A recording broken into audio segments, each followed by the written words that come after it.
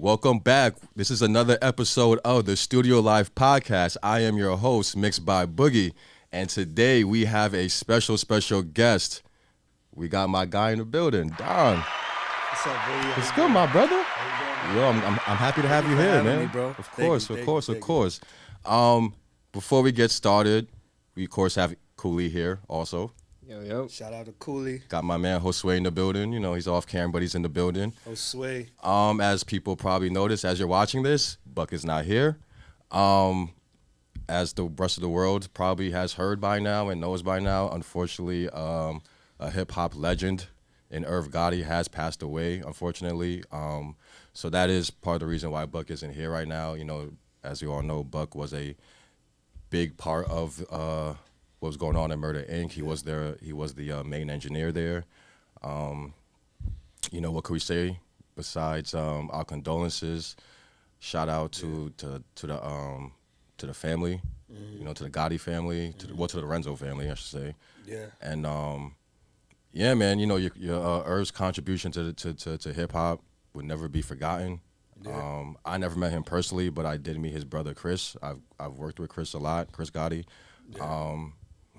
You know, we've all heard different stories and things like that. So yeah, man, all I could say is just much love, much respect to the family. Condolences again, and thank you for the contribution.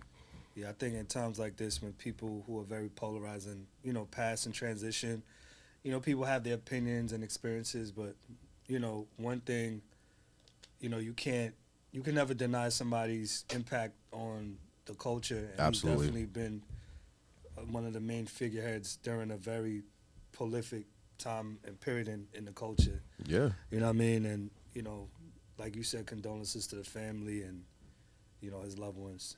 Absolutely. Yeah, absolutely. Yeah.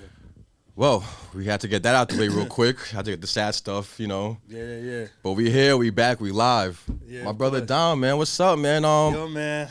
I'm glad you're here, bro. I've been lifing. Life, tell me about it. Trust me, I know. I woke up today. I was in my couch. You know, woke up. My dog was there, and I'm like, damn, bro. I didn't get my life a little bit more together.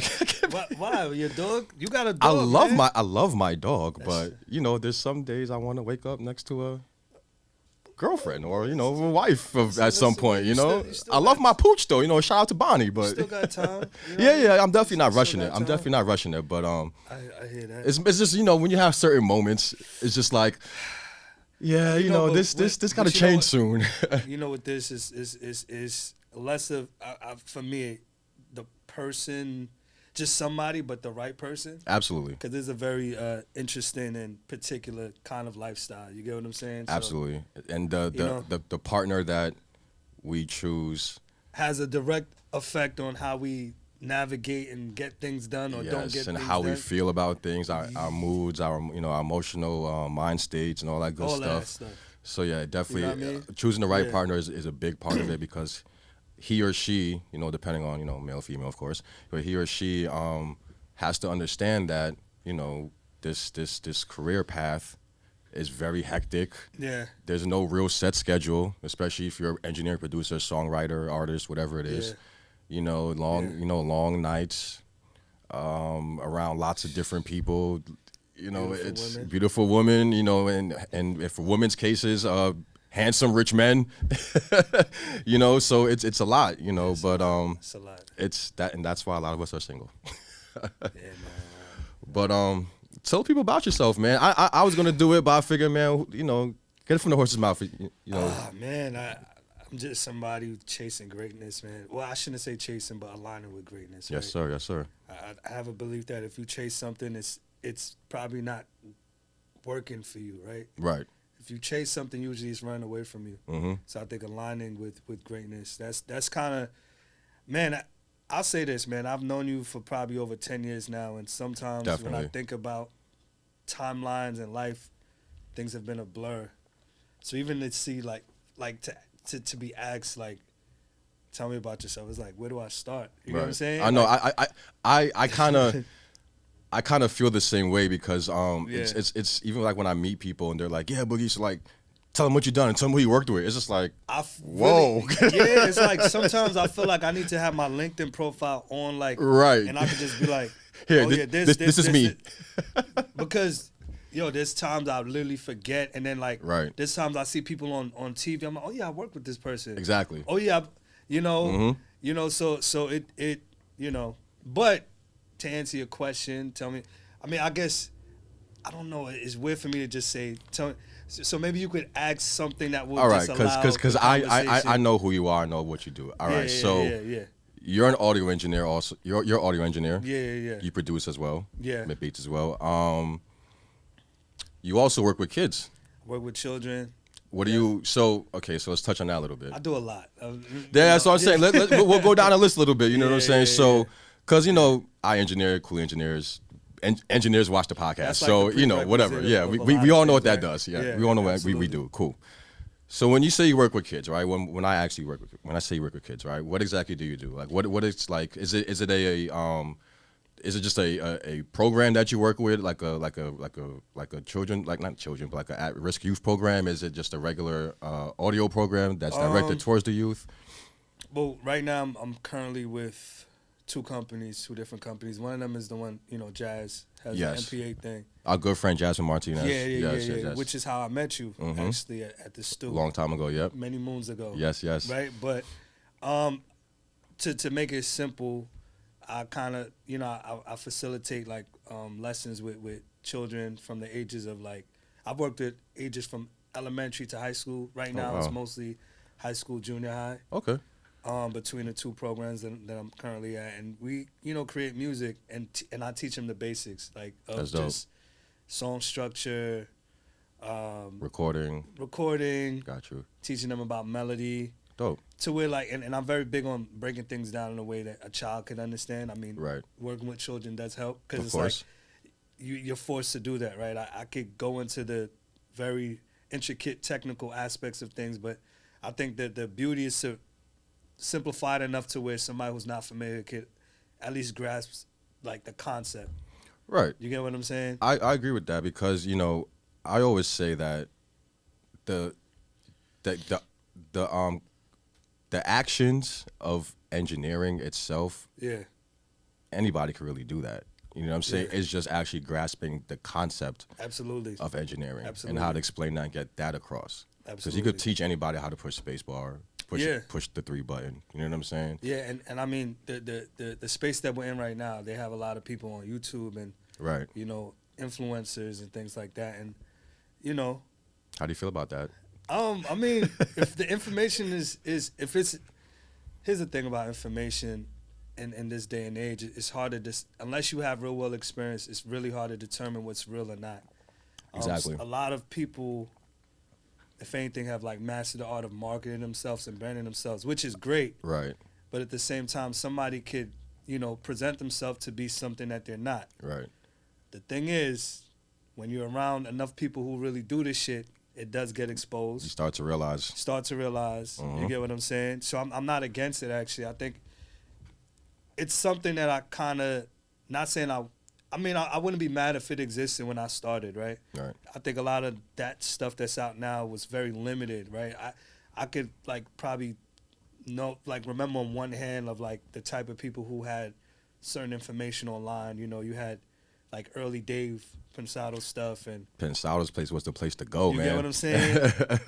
It's so funny because when I first heard about Dave Pensado, it was just him and Herb. Right. So I thought Herb was Dave Pensado because I'm like, Dave Pensado, like, so think it's I. a Dominican or some Puerto Rican cat or whatever. But didn't think it was the old white guy. Yeah, and he's from Spain. Right. But Herb was his man. So that was my whole. That just shows you how disconnected I was with just even knowing who he was and what what he did at the time. But that was very much the first of its kind. I know there was an early page that Ken Lewis had years ago. Oh, wow. I don't think I even know about that If page. I remember correctly, maybe somebody on the internet could, clarify. Right. I think it was called I Produce Music. And I remember he had a breakdown of, like, the Down On Me mix. Oh, wow. That he did with 50 and Jeremiah. That's tough. Yeah, I don't think I was aware about that page. Yeah. So I think that was his old thing, and then obviously he has Mixing Night now and everything like that. and there were a few other like tutorials through some different like subscription based like lessons and stuff like that. Mm-hmm. So I mean, there were things that existed outside of like maybe real world experience or school experience, Right. but it was very limited. So So I'm not against it. But I'm always the type that like, if I'm like presented something, if a student asks me or somebody asks me, oh, what do you think about this? What do you think about that? I'll break it down. I'll be like, okay, this is how I feel, mm-hmm. so on and so forth. But a lot of times people ask questions with the intention of having the answer being absolutes. Right. Meaning it's like, oh, what's the best mic? Yeah. That's the difficult thing about You being know an what I'm audio saying? engineer. What's the best mic? Yeah. It's like the best mic is the best thing that you have for the person's tone and the type of song that they're doing with the signal.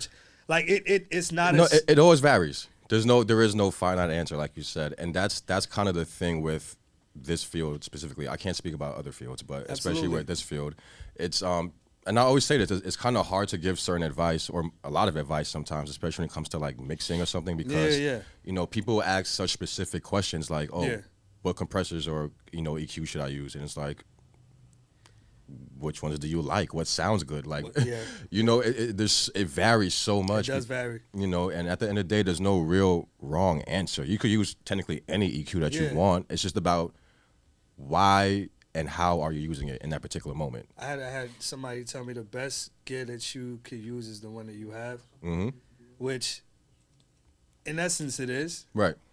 Until you have access to better things, I guess, right? For sure. And then even the word better, it's like that goes up in the air. I mean, if you can't master what you have already, then why upgrade? Why are you getting anything else? Yeah, true. I mean, when I even think about like, plugins or just gear and things like that, and the type of questions people ask, like the best thing, like we're in a template, world right now, Yeah, let me get your template, bro.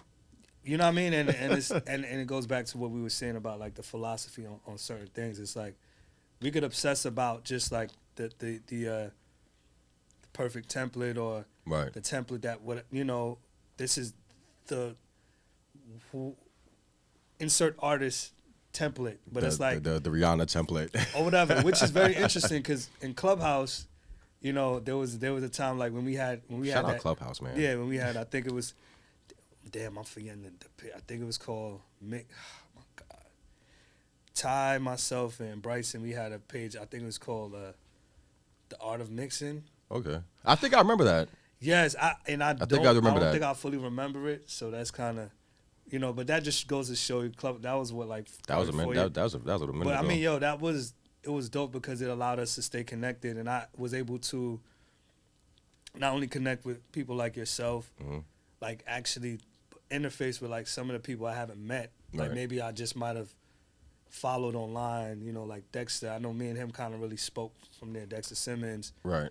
John Marie is somebody who I met before, but that kind of helped strengthen our relationship. Gotcha. I remember one time we had Grandmaster Flash on there, and I think That's that pretty much him being in our room at the time. There was so many random people that showed up. I remember Lupe showed up, and that's tough. It was just, it was a good time. It was a good time. Sounds like it. But let me not veer off too much. So, the interesting thing was, and I believe Jess said it, because he did a lot of mixing for Pop before he passed away, Jess Jackson. Yeah. And he was just, he spoke about like just the whole thing about the template stuff, because it was like there are people who were selling things, saying that this is the sound of said artist, but he's the person working with said artist, right? And if they're not necessarily working on templates, or if other people who are saying this is the template, maybe you could say Pop Smoke inspired template, but when you put like a lot of people know what they're doing. It's marketing, of course, for sure. So it's like they don't explain it fully, and then they think, oh yeah, this is this, but it's I just slap it on somebody, and they don't sound like Pop Smoke, or they don't sound like Chris Brown or somebody. How am I gonna sound like Pop Smoke if I don't sound like Pop Smoke? Exactly. Like it always starts with the source, exactly. Right? It starts with the tone, the tonality, the person's voice, timbre, all that stuff. Then it goes into the microphone. Yep. Microphone. Okay, what kind of cables are you using? Cables. Listen, signal flow. Like, even and I ain't trying even to the get cable, super, but it's real shit though. It's real. Because How long is the cable? even the cables matter, man. There's how good long, quality and how cables and long, there's bad quality and how cables. long is the cable? Exactly. Right? Like, Yeah. if we want to get really, it gets really deep. Right. And then what it peers into before it even hits Pro Tools or whatever DAW. And DAWs too. I believe DAWs sound different. Some people may differ. Right. But they definitely sound different. But all right, cool. Just you know what I mean. But I'm just saying. Josue's on the side of no. Nah, they sound different to me. I mean, nah, man. No, it's all good. It's all good. Some people can't tell the difference between waves and MP3s. Yeah, no, for sure. Yeah. Some people can't. Yeah. Some people not listening to that kind of detail though. I know, absolutely. And that's the average listener. I mean, the average listener isn't listening to that type of detail. But you know what though? I think also. Damn, I'm gonna veer off real quick. I had a conversation with a student recently, and I was actually breaking down just the difference of quality, right? Mm-hmm. And I think a good example that I used was like watching videos on YouTube. Right. And even, a lot of artists, they'll take beats from YouTube, right? Mm-hmm. One of the things I do before I even worded, oh yeah, I'm gonna take this beat off YouTube, I would always go to the highest pixel rate. Mm. Before I bounce it Right. or convert it into MP3 or whatever the case is. I don't know how different it is if it actually changes anything, but in my mind, I'm going to do that. Right. Because when I like to look at the videos at the highest quality and hear it back at the highest quality. Of course. If it's just like maybe just an instrumental with like a visual of the art. Right. But it's also like one thing I did share with with a few of my students was, okay, look, this is it at 1080p. Mm-hmm. Listen to it at 480p, and then it's like, can you hear a difference? I don't know. Go back to 1080p, and then it's like, I'm like, all right, let's go down to 144p. Right. And then it's just like a thing of like, when they're visually seeing it change, right? The pixels becomes, clearer, or more distorted. Yeah, depending on if we're going up or down, right? Right. But it's the same philosophy, right? And even like us doing a podcast, the philosophies and terminologies of audio and video are very like this. Distortion Right. in video is very similar to distortion in audio. Right? Noise is the same thing. Right. Absolutely. You know what I mean? Yeah. So those are the things those are the type of connections I try to make, and it's one of those things that while it's happening in real time, maybe some people don't pay attention to it. Like while they're just consuming it. But when you have that example, it's like, oh, there's a difference. This is so on and so forth, right? And then we're on YouTube, which has YouTube compression. So I'm like, all right, cool. Yeah. I'll play the same song, and I'll play it on Tidal. Sounds And they're different. like, oh, my God. I literally had a student the other day saying, oh, my God, everything sounds like crap because he heard it on Tidal. Right. And, Apple Music has this lossless thing, right? But compared to Tidal, you tell Tidal me Tidal sounds the best to me. it sounds like my record. When I mix something and I export it, send it to the artist, it sounds exactly like it. Yep. Right? I agree with that. Shout out to Tidal. Yeah, And they shout out to Tidal. and they pay out more to the artists. They do. They pay out more. And so this is going into another conversation. So that was one example about quality and stuff like that. And it's one of those things that I at least try to introduce the idea to my students so they know. Right. But it was very interesting. I had a student say, well, if I'm uploading my beats or if I want to hear an artist, why do I have to pay for something that's free? And I'm like, what do you mean? He's like, yeah, like, why do I have to pay if I have SoundCloud? Why do I have to pay? SoundCloud is free. Mm-hmm. And I'm like, okay, SoundCloud is free, but is music free? Right. And he's like, I'm like, no, music is not free. Access to music is free, depending on what you use. Right. The act of making music is not free, Mm-hmm. right? And you're young. Talk and to you don't him. know. No, listen. Let You're him young know. and you don't realize that those songs that we hear on these streaming platforms or YouTube, when we were younger, we had to buy. Yeah. And even if you bootlegged something, you still You had have to buy it. Yep. Right? Like, so I'm just trying to get into this head. Like, yeah, the way how things are now, you have access to a lot of things that are free. That does not make it free. Mm-hmm. Right? It's still costing somewhere. Even if you come here to record and you don't have to pay to record in this facility that we have in the program that you're a part of, getting here still costs something. Right. And then, a ride or Uber, whatever, to get to the facility to record and use the studio. but what about the amount of hours you put in? Like, that's something as far as the value of things. Absolutely. Like, when you get to a point where you could generate money and, you know, you doing shows and all these other stuff, you know, you essentially have to price what you think your worth is. Absolutely. So if you think about it, none of it is free. None of it is free. Nothing's free in this world, man. Even You if in that moment it's coming off as free, Facts. It ain't free, man. Hopefully my levels is coming in good. Nah, you good, my brother. You good. Yeah. Listen, man, you preaching right now, man. I like this. Nah, I'm philosophy, just talking, man. I'm just I feel like I'm one of your students right now, man. I just be talking, and I'm just, you know, I'm a straight shooter, bro. So. Nah, for sure. But hey, man, that's listen, especially like when you're in the position of being a teacher. Yeah. You know what I'm saying? I feel like that because I've never been always the most receptive student when I was in school. I was at least. a terrible student. Yeah, but when I got teachers or instructors who were just like who gave it to me straight, or just like, yo, this is this, you could do better, you're fucking up, whatever it is. I was more receptive to that. Yeah. And even if it was a little bit harsh, whatever, but I was more receptive to that. You know what I'm saying? So I feel like a lot of times, you know, because like even when you're talking, I'm over here, like, I'm tuned in, like, word, yeah, for sure. You know what I'm saying? So like, I feel like that's how your students probably are, and that's probably how You they're know, embracing you as well. You know, within reason, right? Because it's like it's different. Because I think it's different, and I think it's the most valuable thing you could do when you introduce somebody is to plant a seed. Definitely. Like when you introduce something to somebody, is plant the seed. If you know, if the water allows that seed to blossom into something, great. But, you know, planting the seed does not mean that whatever message that you plant will grow or flourish. For sure. That's just, you know, ideally it would be great. Yeah, but yeah. Especially if you have good intention and you're saying something of value, right? Right. But, you know, it is what it is. Not all seeds grow into bloom into flowers, unfortunately. Or some seeds may not bloom in the soil. Like maybe it's the wrong soil. Right. Right? Maybe... I don't want to get... What about the bad seeds, man? Let me just... Well, that's... listen, GMO seeds, right? But listen, you know, we all love the kids and want to teach the kids and all that, but some bad kids out there, man. No, but it's not even... So here's the thing. Like, and when I said I was a terrible student, I just want to clarify what I meant by that. One, well, there's three things. I have ADHD, and I've had it, you know... I think I had that, so I've never been, like, diagnosed, but I think I have got a late diagnosis. Right. I still ain't take the drugs yet, but I'm open to it, man. I'm open to Yeah. things that work. Yeah. But you know, I'm not. There's a reason why I haven't taken it. Right. But it's got me thus far. But I'll be lying to say that having it hasn't had effects on potential opportunities or things like that, right? Like I gotta be real. But then also knowing how I am, you know, or just other people I know that have ADHD, they're able to do a lot of complex things at a very high level. Right. It's like they call it hyper focus, you know?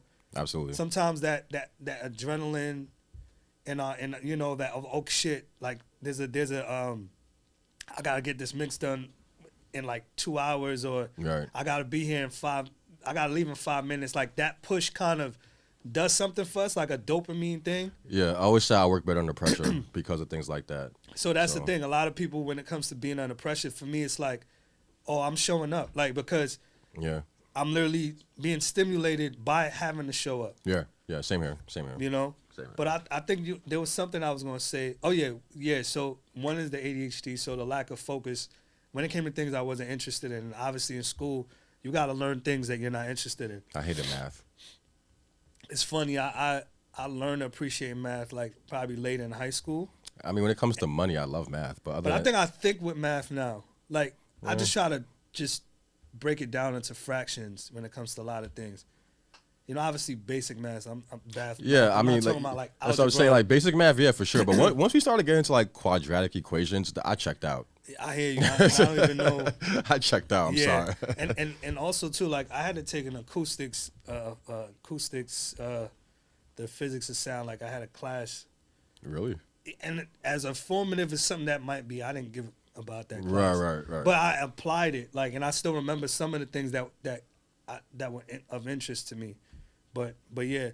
But yeah, I mean, all right, let me go back. See, this is the ADHD. It's cool, man. All right, so that having to do things I wasn't really interested in. Two, I wasn't really big on rules. Same here. Yeah, like I'm one of them people that kind of want to know how things work just so I could learn how to do it my own way. Right. Yes. Like, Yeah. like I want to yeah. know enough to be like, okay, this is how I'm gonna do it. But I need to do it my way, where it makes sense in my head for me Exactly. to do it. Exactly. Yeah. Those are the two main things. I feel like there's a third reason why. I said there's a third reason. I'm sure the third one may come up, but I think those are the two main Right. reasons as to why, me kind of being that, and I was just being rebellious. I used to get into fights and all that stuff, and I've never been. Most of us did. Yeah. Yeah. You know what I'm saying? Just growing up when Yeah, people used yeah. to fight back in the day. Mhm. Yeah. Yeah. Being from the five boroughs, but I guess in some ways, like having that experience, it kind of helps me relate to them in certain ways. Absolutely. I can see that. Yeah, because it's like Come from I the was same never- places. coming from the same place and just having the same like maybe position on just viewing things when it comes to like being forced to do something you don't want to do or Right. things of that nature. But I just try to break it down in a way that I'm like, yo, listen, like if this is a game you want to pass, you want to excel in this whatever game it is, even if you don't love it. Right. Because what I tell them is like, whatever responsibilities or challenges you have now, more than likely this is going to be like nothing compared to what life could throw your way. And not to wish negativity, but that's just how life. It's just real. It's just real, though. It's just real. It's You like, know? you guys have the least amount of responsibilities right now. So if you don't want to do this when you have Enjoy it. responsibilities, it's like, good luck. I say almost every day. Damn, yo, I hate being an adult. Most of the time. I mean, I mean, it is what it is. Obviously, we're here. Can't go back in time. But Yeah. when I think a lot of us don't appreciate when we were younger, the time that we had when we were younger, the lack of facts. responsibilities that we had when we were younger. Yeah. So now, I definitely have moments I'm like, fuck, just. I mean, absolutely. I mean, but I think also, man, I feel like having a childlike curiosity helps with everything. And I'm a Yeah. big kid at heart. Like, Same I joke here. around. Same here. Sometimes one of the hardest things is me having a poker face when something serious is going happening. on, yeah. But I mastered it though. You got to be the adult in the room, but it's hard to be. Oh, man, I I'm mean, terrible. I have to leave. I can't do it. I've had to step out. I'm super immature. I can't do it. I mean, shit. We got to do that with certain sessions. Sometimes I'm recording people, and I'm like, what the fuck am I? Oh yeah. You know what I mean? But that's the beautiful thing about IMI, because the booth is behind me. So any fuck shit I hear, I could just I could laugh, Yeah. smile, whatever the fuck it is, and no one's noticing that Nobody shit knows it. because it's behind And me. you could fucking have that hoodie. All that, Oh, Lord. all that. So I just be in there just like, Damn. oh my going god. I And just then it's the ones that probably, the ones with the most limited talent have the most accelerated egos. Oh, we'll talk about that in a second. Yeah, We're gonna get there yeah. too. But before we get there, we got some pictures of you Yeah. working with the kids, man. Yeah, this is a trip I did two springs ago. That's beautiful, man. Look at you. Yeah. So where man. you at? Talk to me. Where you at? So this is my boy spot, Manny, Acosta Park. Okay. Yeah. So I never been there, but I know about the spot. Yeah, because he was a partner with Penthouse. Yeah, Penthouse. Yep. So Mhm. you see the white Aspergers and everything like that. So this was my second school trip to a studio. The first one I did, I think it was a year or two before. Mhm. I gotta remember, but it was with a high school, and Okay. I brought 30 students. I brought them to Quad. We got that picture? Nah, we don't got that picture because I No? only have a picture of like the kids doing the mix. There's like a picture I have with like two of the kids and they doing the little whatever hand drills, whatever type of something like that. You know what I'm saying?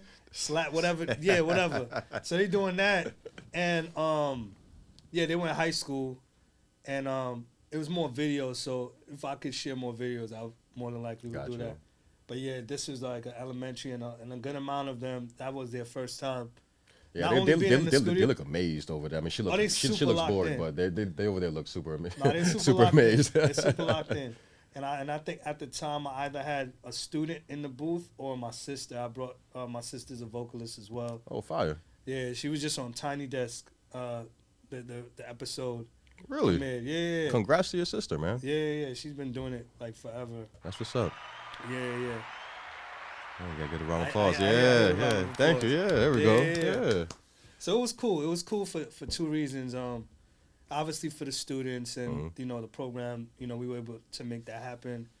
My sister being a part of it was beautiful too, and then also my boy Manny, being hospitable, me kind of telling him the situation and him like, yeah. Right. He put like, there's a way for them to like kind of put like a welcome whatever, and I think they put like on the board or something. Yeah, welcomes, and they said like the school and everything like that. So that was really cool. That's dope, man. So I got a lot more pictures. We got more pictures, Cooley? Nah, I ain't said nothing else. Oh, that was it. Yeah, Okay, it's fine. It's fine. That's all we needed to see, man. Yeah. We just need to see you working with then these like kids. I That's said beautiful. about planting the seeds, right? Like, absolutely. I'm sure at least one person like, oh yeah, I remember the time when. Right. Absolutely. You have to. Yeah, for sure.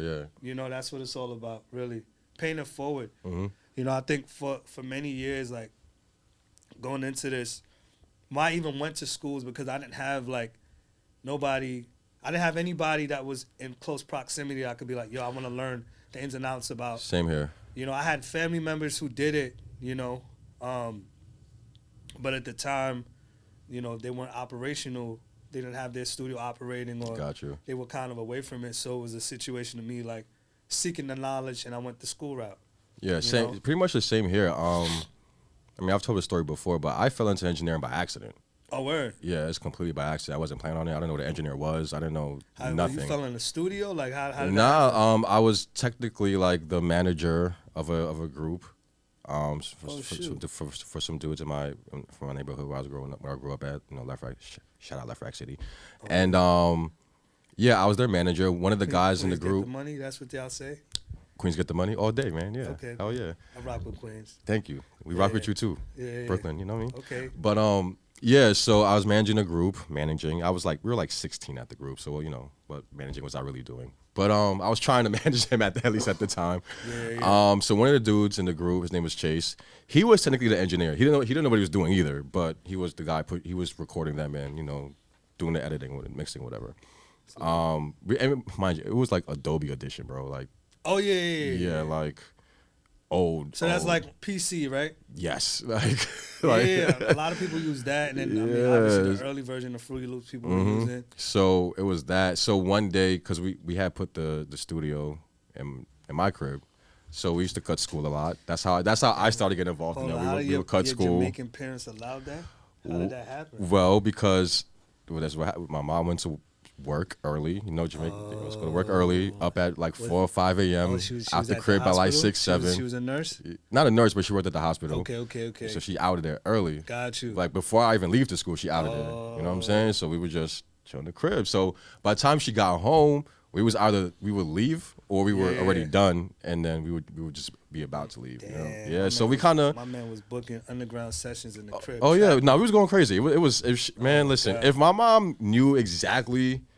Like that we was having sessions and just us and females there and we were wilding. Yeah, she probably would have beat the shit out of me on more than one occasion for sure. 1,000%. Yeah. But beatings, that builds character. Oh yeah, for sure. That's why I'm who I am today. Yeah. But so dude, my guy Chase, he was technically the engineer of the group, even though he didn't really know what he was doing either. But he was the engineer of the group. Okay. So one day. Because we had it set up where the computer was in my living room and then the microphone was in my bedroom. So he was literally running around from my living room to my bedroom, like recording himself. To press record? Yeah, he would push record and then he would like run around to my bedroom. Oh. Say his couple bars, then come all the way back. Time the pre-roll. Yeah, but he was doing that for a minute. Like anytime it was just me and him cutting school, he was always doing that. But for whatever reason, that particular day, I just happened to like notice it, and I'm like, "Nigga, you good? Like, you want me to help you, bro? Like, I could push. We can push a button. Like, I could do that. Like, it can't be that hard." Yeah. So I did it. He was like, "Yo, word, cool." So I was like, "All right, bet." So I sat in the driver's seat, push record, and like I just became fascinated after that. Like it was just cool to me. I don't know. It reminded me of like a video game or some shit like that. I don't know, but it was just felt like a pilot. Yeah, like it was really cool to me. It was different. It was interesting. Yeah. You know what I'm saying? So, and I was always a computer guy. I was always a nerd guy. So it was just like, okay. Yeah. And I slowly kind of started becoming the new engineer, I guess. I mean, even though Chase still did a lot of recording and stuff, but I was like the number 2 guy essentially. Got you. You know what I mean? So yeah, and then became he was the head engineer. You were the like the assistant, I guess. Okay. You know what I mean? So it came to a point now where I was like, I want to know more, and it wasn't even me thinking about it becoming a career. It was just me, like my curiosity. It's like I just want to know more. Yeah. So I've ended up going to Queensborough Community College. You went there too? I went there for like a semester or 2. What year? I was probably like 18, So 19. 2008? Yeah, so Or probably somewhere around 2009? there. Yeah, somewhere around there then. Yeah, we probably might have been there around the same time. That's crazy. I stayed though. I didn't. Yeah. I'm like, because I don't. Bro, I don't they know. had me taking the Renaissance music class and Yeah, it was a lot of. a So lot they of incorporated a lot of a lot stuff. of music theory stuff. Yeah, Which, and in hindsight, I wish I kind of. yeah. So now thinking about it, I wish I Yeah. would have stayed because especially for the because it had like a piano class. Mm-hmm. That was fire. Yeah. That I should have stayed. Especially for that, I wish I would have stayed for. So you're basically talking about. I think you had to do the Reinig intensive classical music history class. Yeah, and there was just a bunch of like Renaissance. Yo, they had us studying I Renaissance. can't the front. music for the I Renaissance actually period. that was one of my favorite classes. I did learning not the like history. it. Maybe I'd have stayed long enough. I think I to might have appreciate it. enjoyed it. I feel like I enjoyed it more than the playing. Cause You know what? I don't like the playing either. You know what it is? Because I am a history guy. But I guess for me, in my mind, I wasn't prepared to go that back I get what far you're into saying. history. Yeah, you know what I'm yeah. saying? So like Yeah, to yeah. me, it was like, because it was like my literal first college experience. So I'm thinking it's going to be more like a technical school, where it's like, okay, I'm studying this, so this is what I'm going to be studying. yeah. Nah, so it was like it wasn't what I expected. So it super threw me off, and then that's why I ended up just dropping out essentially because I'm like, So all right, this. You And did then I had to, SAE or what you? so I ended up going to IAR Got you. like in 2011 Okay. because one of my homies, one of the other guys in the group, his name is Scheme. Mm-hmm. He actually pulled up one day. He was like, "Yeah, I'm gonna go to IAR." Just like, what's that? And then he told me it's an audio school. Mm-hmm. I went with it. We both went to the tour together. I'm like, I'm gonna go with you. Yeah, I'm gonna go with you. Yeah, word. So Yeah. because this sounds more my speed. Like, Yeah. we just gotta come here for this only. Cool. Fact. Even though when I got there, it still wasn't quite exactly what I thought it was going to be because they super slow walk you. I mean, it's a faster process, of course, than going to college, but it's like because they do it in modules or when they do it in terms, I guess instead of semesters, it's terms. How long were those semesters? It was like 4 of them, but it was like maybe like a month and a half, 2 months. Yeah. Because the whole program was about a year, maybe. And I heard like a year and a half. I know a few people who went there. IR was like a year. It was like a year. Yeah. If you took all the classes. Like the full program was like a year. Got you. So, So, did you have a choice could you choose how many classes you could take on per cycle or semester or whatever? Nah, I think it was just a set amount of classes, and you just chose if you were able to come morning, afternoon, or night. Oh, okay. It was Yeah. already like Pretty much, yeah. presets. Yeah. See what you did there. Nah. So okay, interesting. No, because when so my first when I went to this Queensborough or whatever, my idea was I'm gonna go to Queen. This is my idea, just ignorance, but it's fine. Right. I'm gonna go to Queensborough, get a degree, and then I'm gonna be certified. And then I spoke to my professor at the time. He's like, you don't need to do that because if you're being certified, I guess it's cool, but you'll have college credits and you'll learn just as much or even more from going to like something like IR. It's a longer program. Right. And if you wanted to do more, like, do more education or go into another discipline of music production, those credits are transferable. Yeah, they did tell us that too. So yeah. I was like, all right, cool. And I stuck it out. I stayed a little longer because I kind of got involved in like some school stuff. Like, That's dope. because here's the thing, like me being a career non-scholar. Mm-hmm. When I was in college, I was like, let me be a part of like, the school, the student government stuff, and Right.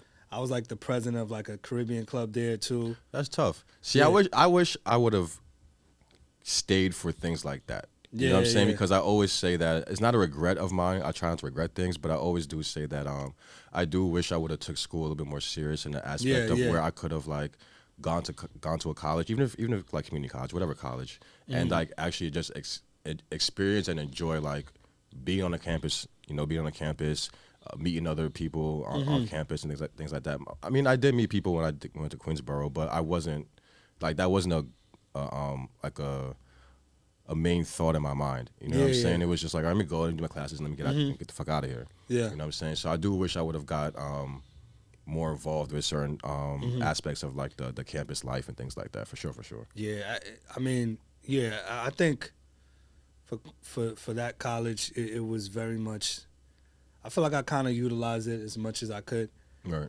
Looking back, I would have focused a bit more on the education aspect because I could have gotten to certain results faster if I took more time to use the lab hours. Right. Because they had lab hours and they had a lot of things that we could have used on campus. Got you.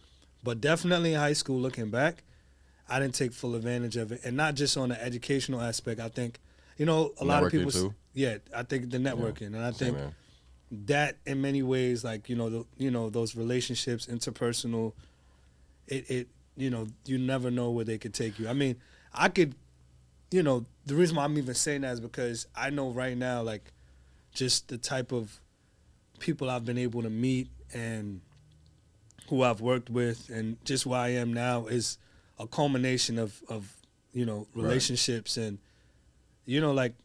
Not your network is your net worth, as they say. You know what I'm saying? It's very, Exactly. It's very true.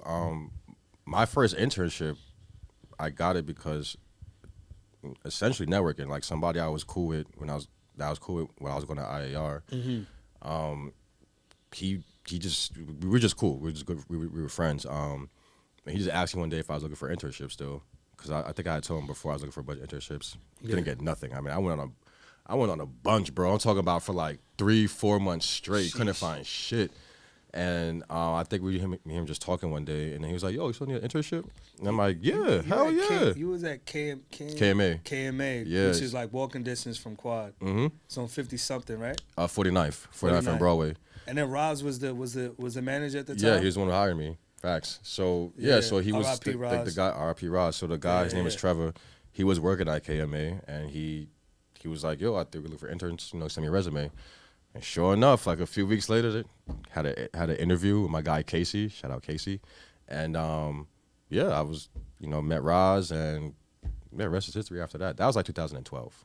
Yeah, I mean, that was more or less, I was definitely in Quad around that man. year too. So, and then the rest is history after that. I'm so sad that place closed down. That's like, honestly, that was some of the best times of my life, like being an intern. I'm not going to hold you. A lot of people don't like being an intern and hate it and all that good stuff. For me, that was a great time. And because, like, I guess, like, for me, before I do most things, at least, I think about it heavily. Like, what is it going to entail? What am I going to have to do? Yeah. What am I going to have to do that I might not like? Yeah. Can I actually do this if I don't like it? You know what I'm saying? And it's like I go into most things with that mindset. So even with interning, I was like, I'm going to have to, I understood that, I'm going to have to go on food runs. I might have to clean up things I don't want to have to clean up. I'm going to have to stay there all hours of the night probably. I don't want to stay there. I'm not going to get paid for this. You know what I'm saying? So, and there's like, am I okay with that?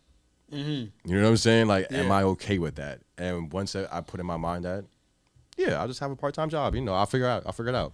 Well, listen. It was just a lot easier to accept what was happening. And then mind you, it wasn't even that bad because for me, it's like how, it just depends on your outlook, how you perceive things, right? Yeah. You know what I'm saying? So for me, it was like store run, shit. Ain't nothing going on in here right now anyway. Studio's kind of dead. I could go take a walk. It's nice outside. I get some fresh air. People. I could get some food real quick. I could take a quick little smoke break. Like I liked going on store runs. I don't know. Maybe because I was right in Times Square. Maybe that made it a little bit better for me in particular. Yeah. But like I never minded going on some. Bro, I was volunteering to go on store runs half the time. Like I'll do it. Listen, you had the right mentality and work ethic. And I feel like that's kind of an issue with a lot of interns nowadays. You know, you're freelancing a lot more now, so I don't think you're and you work from home a lot too, right? Yeah. I mean, right now Right. I'm kind of in transition as far as like different setups and things. Right. And I could go down just even why I even decided to do a lot of work. I could no, from trust home. me. I Yeah, could but I'll I say could this. understand I'll that say for sure. this. For sure. I'll say this, and just to be transparent, that outlook that you had, I didn't have that outlook going into it. It was kind of like me being like, oh, I had a friend that was at Quad. It's like, yeah, you know, and he just kind of had a plan of like, yeah, I'm gonna be here and Right. so on and so forth, and kind of made me, you know, it made me know that it was a possibility. Shout out to my boy Ty the Sound God.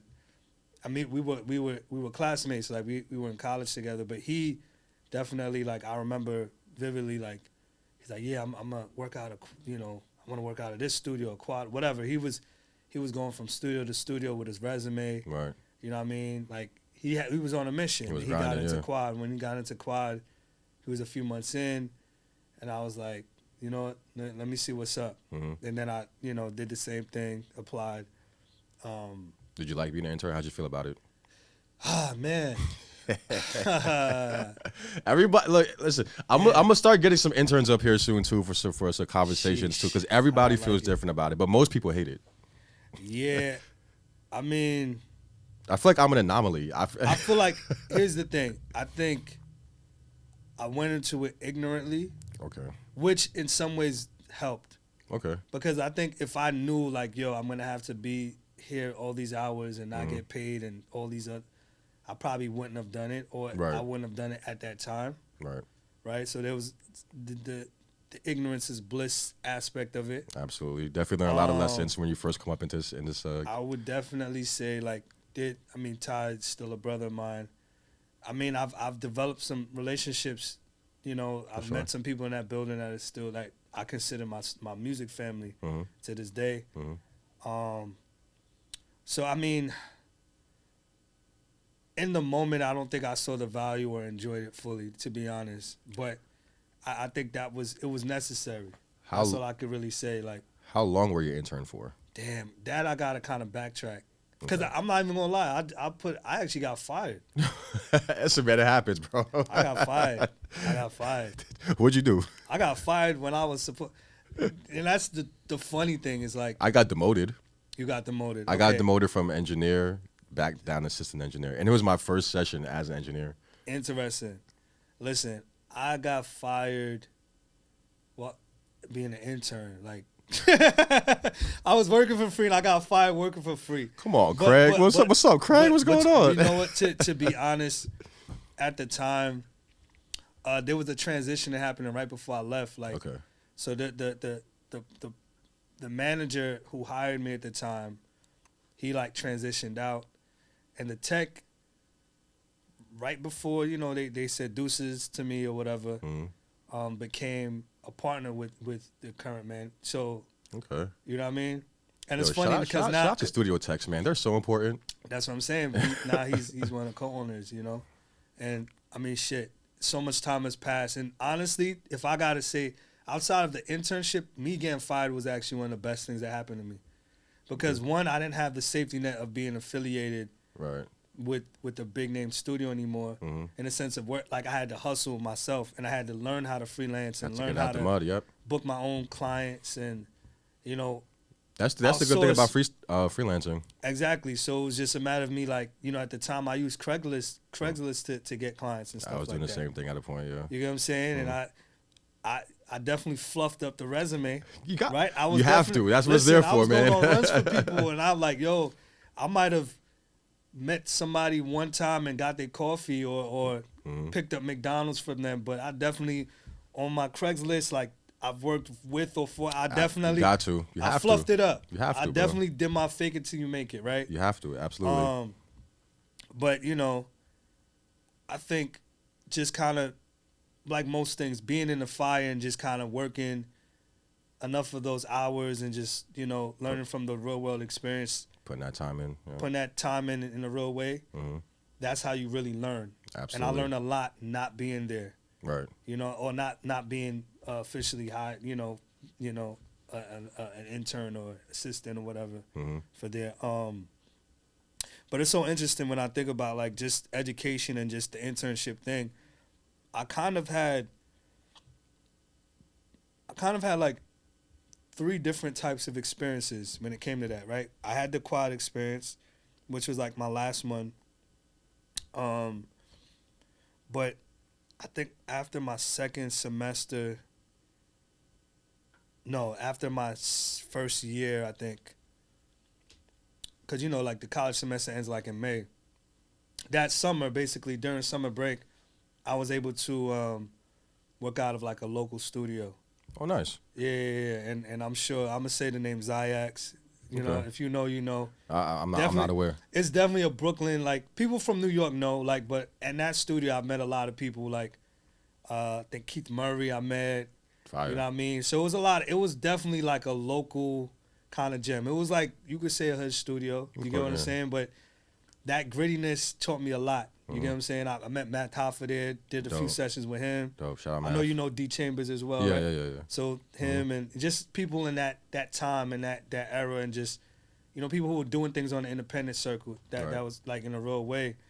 But that was like my first experience. So if I could just sum up that experience and what it taught me was, one, it taught me how to learn how to control and command the room.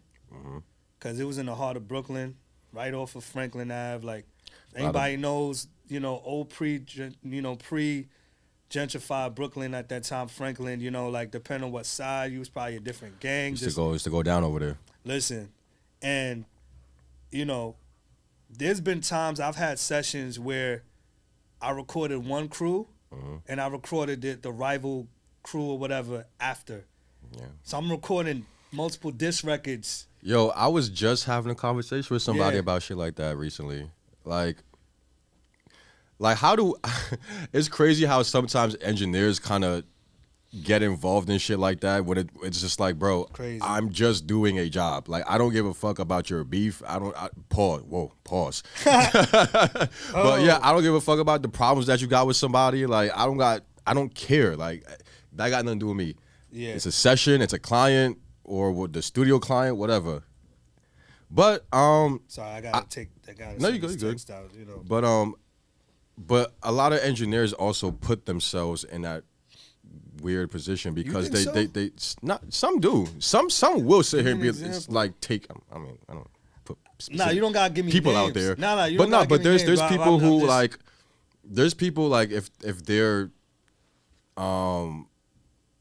if they work with a specific client, rapper, or whatever, a lot, they'll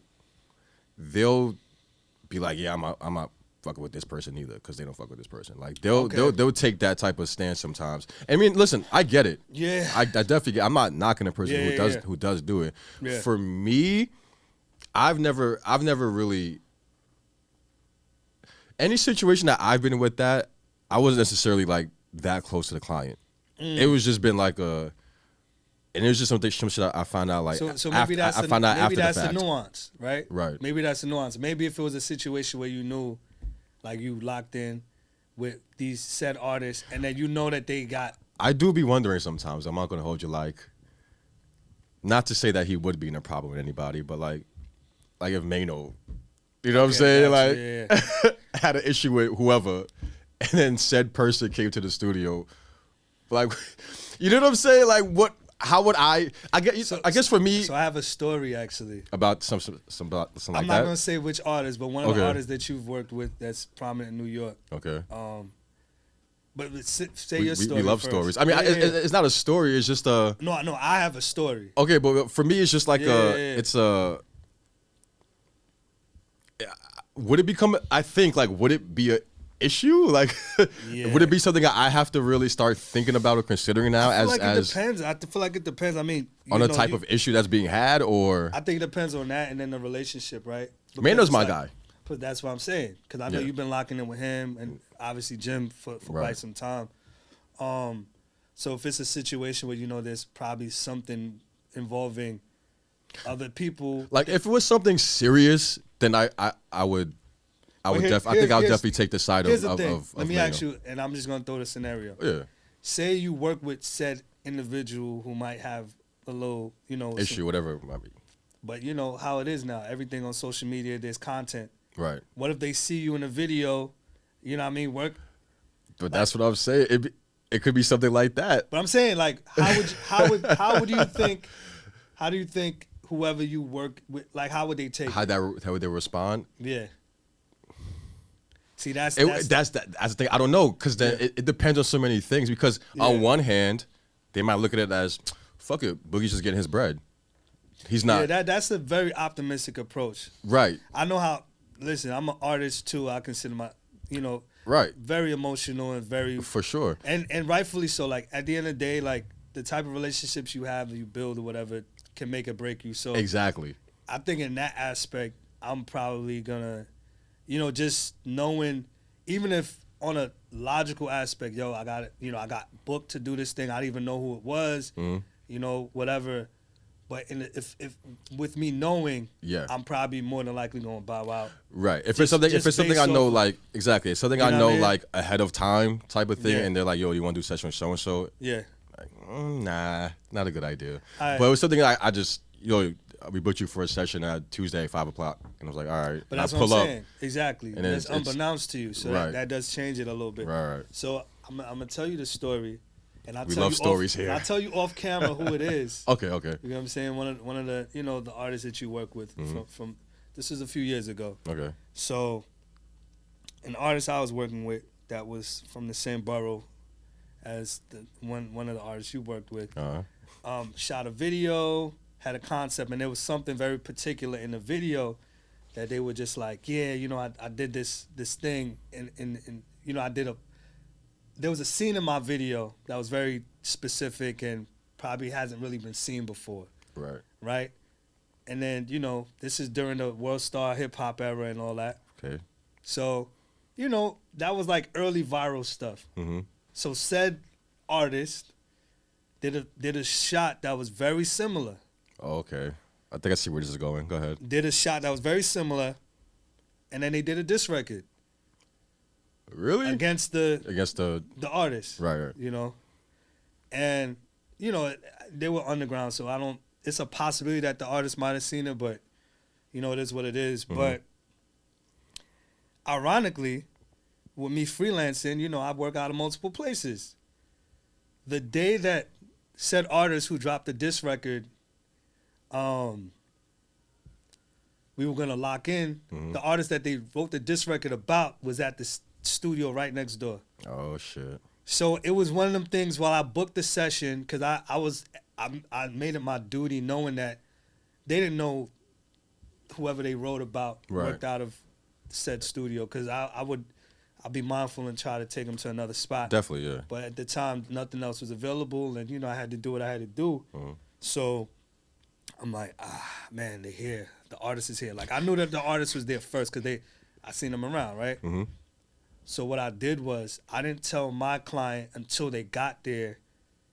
Like right before they got there, I was just like, yo, yeah, I just tell y'all something. So and so is here.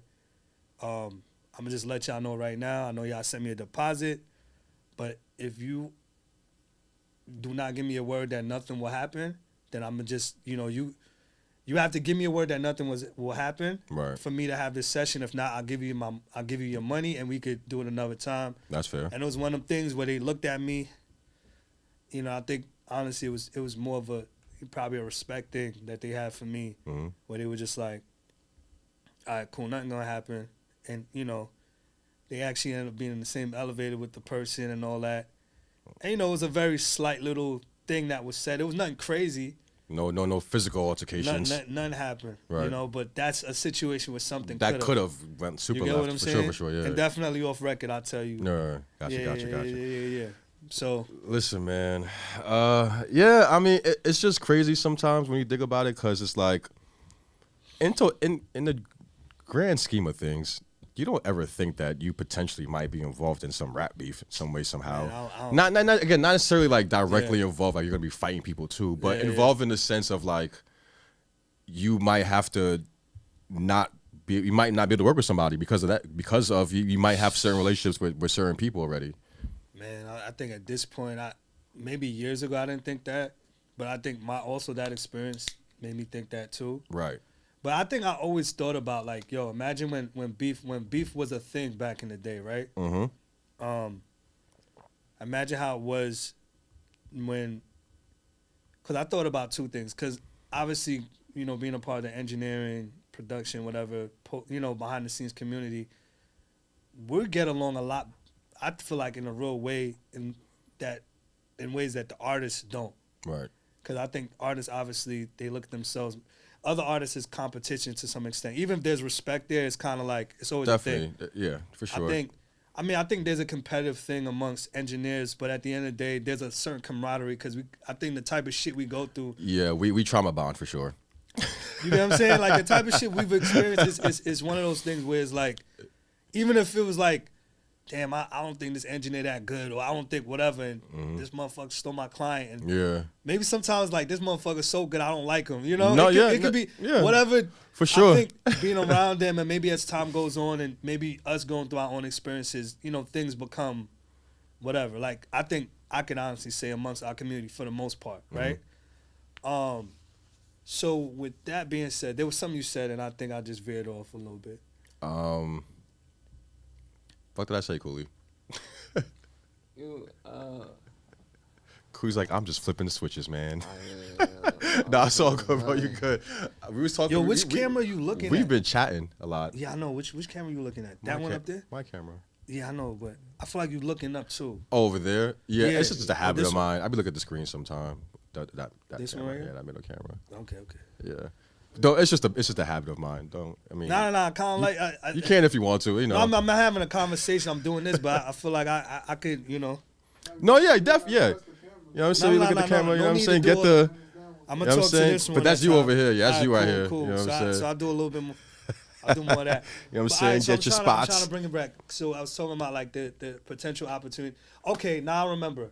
I think like your approach saying like, yo, I don't think I'll ever be in the middle of it. I think I always thought about like back in the 90s, say like when artists from maybe the same borough or same state was beefing, Right. like they would probably all go into the same space. So imagine like maybe the producers either knowing the other producer that would work with them, or maybe it's the same studio. Yeah. And it's like that person automatically is like, might not even know that they're recording. That they're recording people who have problems with each other. I just feel like that in my mind. I always felt like that scenario always kind of crossed my mind until, like, it always crossed my mind. And then also being in certain spaces where I was kind of like very close to it, or even like recorded. Oh yeah, this person, and it's like they're talking about the other person that I recorded like yesterday. It's just like, yeah. See, that's happened to me a lot more recently with like the drill artists. oh, okay, But how's that? It's fun. What? Not I'm Recording that. I mean, listen. I'm gonna keep it a buck, man. I'm not the biggest fan of drill music. Yeah. I listen to some of the yeah. artists, Yeah. but most of it is very monotonous. It all sounds the same. I don't Yeah. want to listen to somebody screaming the entire time. If I want that, I could just listen to some to some sheesh. rock records for all that. Yeah. You know what I'm saying? And just the most part, it all just sounds very similar to me. So it's just, you know, it's whatever. But I do like some artists. I do like some songs. I'm not gonna knock it. But the point I was getting to was just that all these drill dudes got beef with each other. Like, they got some issue with each other. All these different gangs and groups and shit. And a lot of times there'll be one group that come in, then another group that come in. They got problems with each other, or I have a session with somebody. Then they'll be like, "Yo, Boogie, I seen you was recording the ops," and I'm like, "Who's the ops? I don't know. Like, who are we talking about right now?" And then they'll be like, "Oh," and you know, like, they're younger, so they're not actually feeling a way towards me. I would hope not, at least. But it's funny, I guess, in some sense, but it's also just like, y'all all got problems with each other, like all of you, and it's crazy because a lot of them really have issues with people from here, and it's just like, yo, how do y'all even live like this? How are you guys gonna be able to thrive? Like, And that's part of that's a big issue. I feel like Yeah, it's I like, feel listen, like- man, there has to come a point where it's like most of us are, we're all young at a point. Most of us grew up in the hood, Yeah, yeah. and most of us kind of got into some type of mischievous activity Yeah. at some point on some Facts. level. Some went further than others, of course, but a lot of us got into some type of bullshit, right? Yeah. But then at the same time, a lot of us realize as we get older, come on, man, this shit ain't going nowhere. You know what I'm saying? And Yeah, I and mean- I get that different things affect, circumstances and how a person grows up and develops and their outlook on life and all that other good stuff. However, again, I just still feel like even with age at a point, there comes a point, even when you get just older in general. I feel like a lot of You know what I things mean? I feel like a lot of things culturally we should be able to age out of. Like, that's just my mindset. Right. Fortunately, or just the reality of the situation is that's not the case, right? Right. Yeah, man, I can honestly, like, I actually really like just the sexy drill thing because it's I like more it. lighthearted. Yeah. It's a little bit more groovy. People Yeah. kind of dancing. Now everybody's killing You know each what I'm other. saying? Yeah, like, obviously with that too, it's like, they have people who spearheading that sound, but then there's a lot of people who's following it and Or all that. copying the sound, yeah. So it's like the originality aspect is starting to kind of go more and more like this. With a it's lot disappearing of things that are very, trends. very fast. With trends, that's kind of how it is. Mhm. But as far as like the drill that we, that other type of drill, I honestly feel like when I think about just sonically and just where it was going, I feel like it definitely peaked around like not too long after pop passed, like in my opinion. I think it's dying. I think it's almost. Yeah. I don't want to say dead completely, but it's Yeah. the luster and Mm-hmm. allure that it once had. I think it's way past that now, and I think it's just something that a lot of people are doing just because like it's easy. Yeah. You know what I'm saying? And I guess for the ones who are beefing with somebody, it's how they beef with each other now. It's just letting records go off all over the internet and shit. But yeah, man, I don't know. I could do without it. I won't be sad when it's not here anymore. So I'm not complaining. But Don, I want to ask you something, man. Because you a healthy guy, yo. I aspire to be. Yeah, you in shape. You know what I'm saying? Fluffy right now, but Yeah, it's listen, the man. winter time. I got my polar bear inspired joint. Yeah, feel but me? Yeah. you a guy that as a person in general, I definitely like you're one of the people that I definitely like admire, and I appreciate that. I'm glad that you're a friend of mine. Thank and you. Same. Yeah. Yeah. You know what I'm saying? Yeah. And I definitely admire not only your work ethic, but also your health.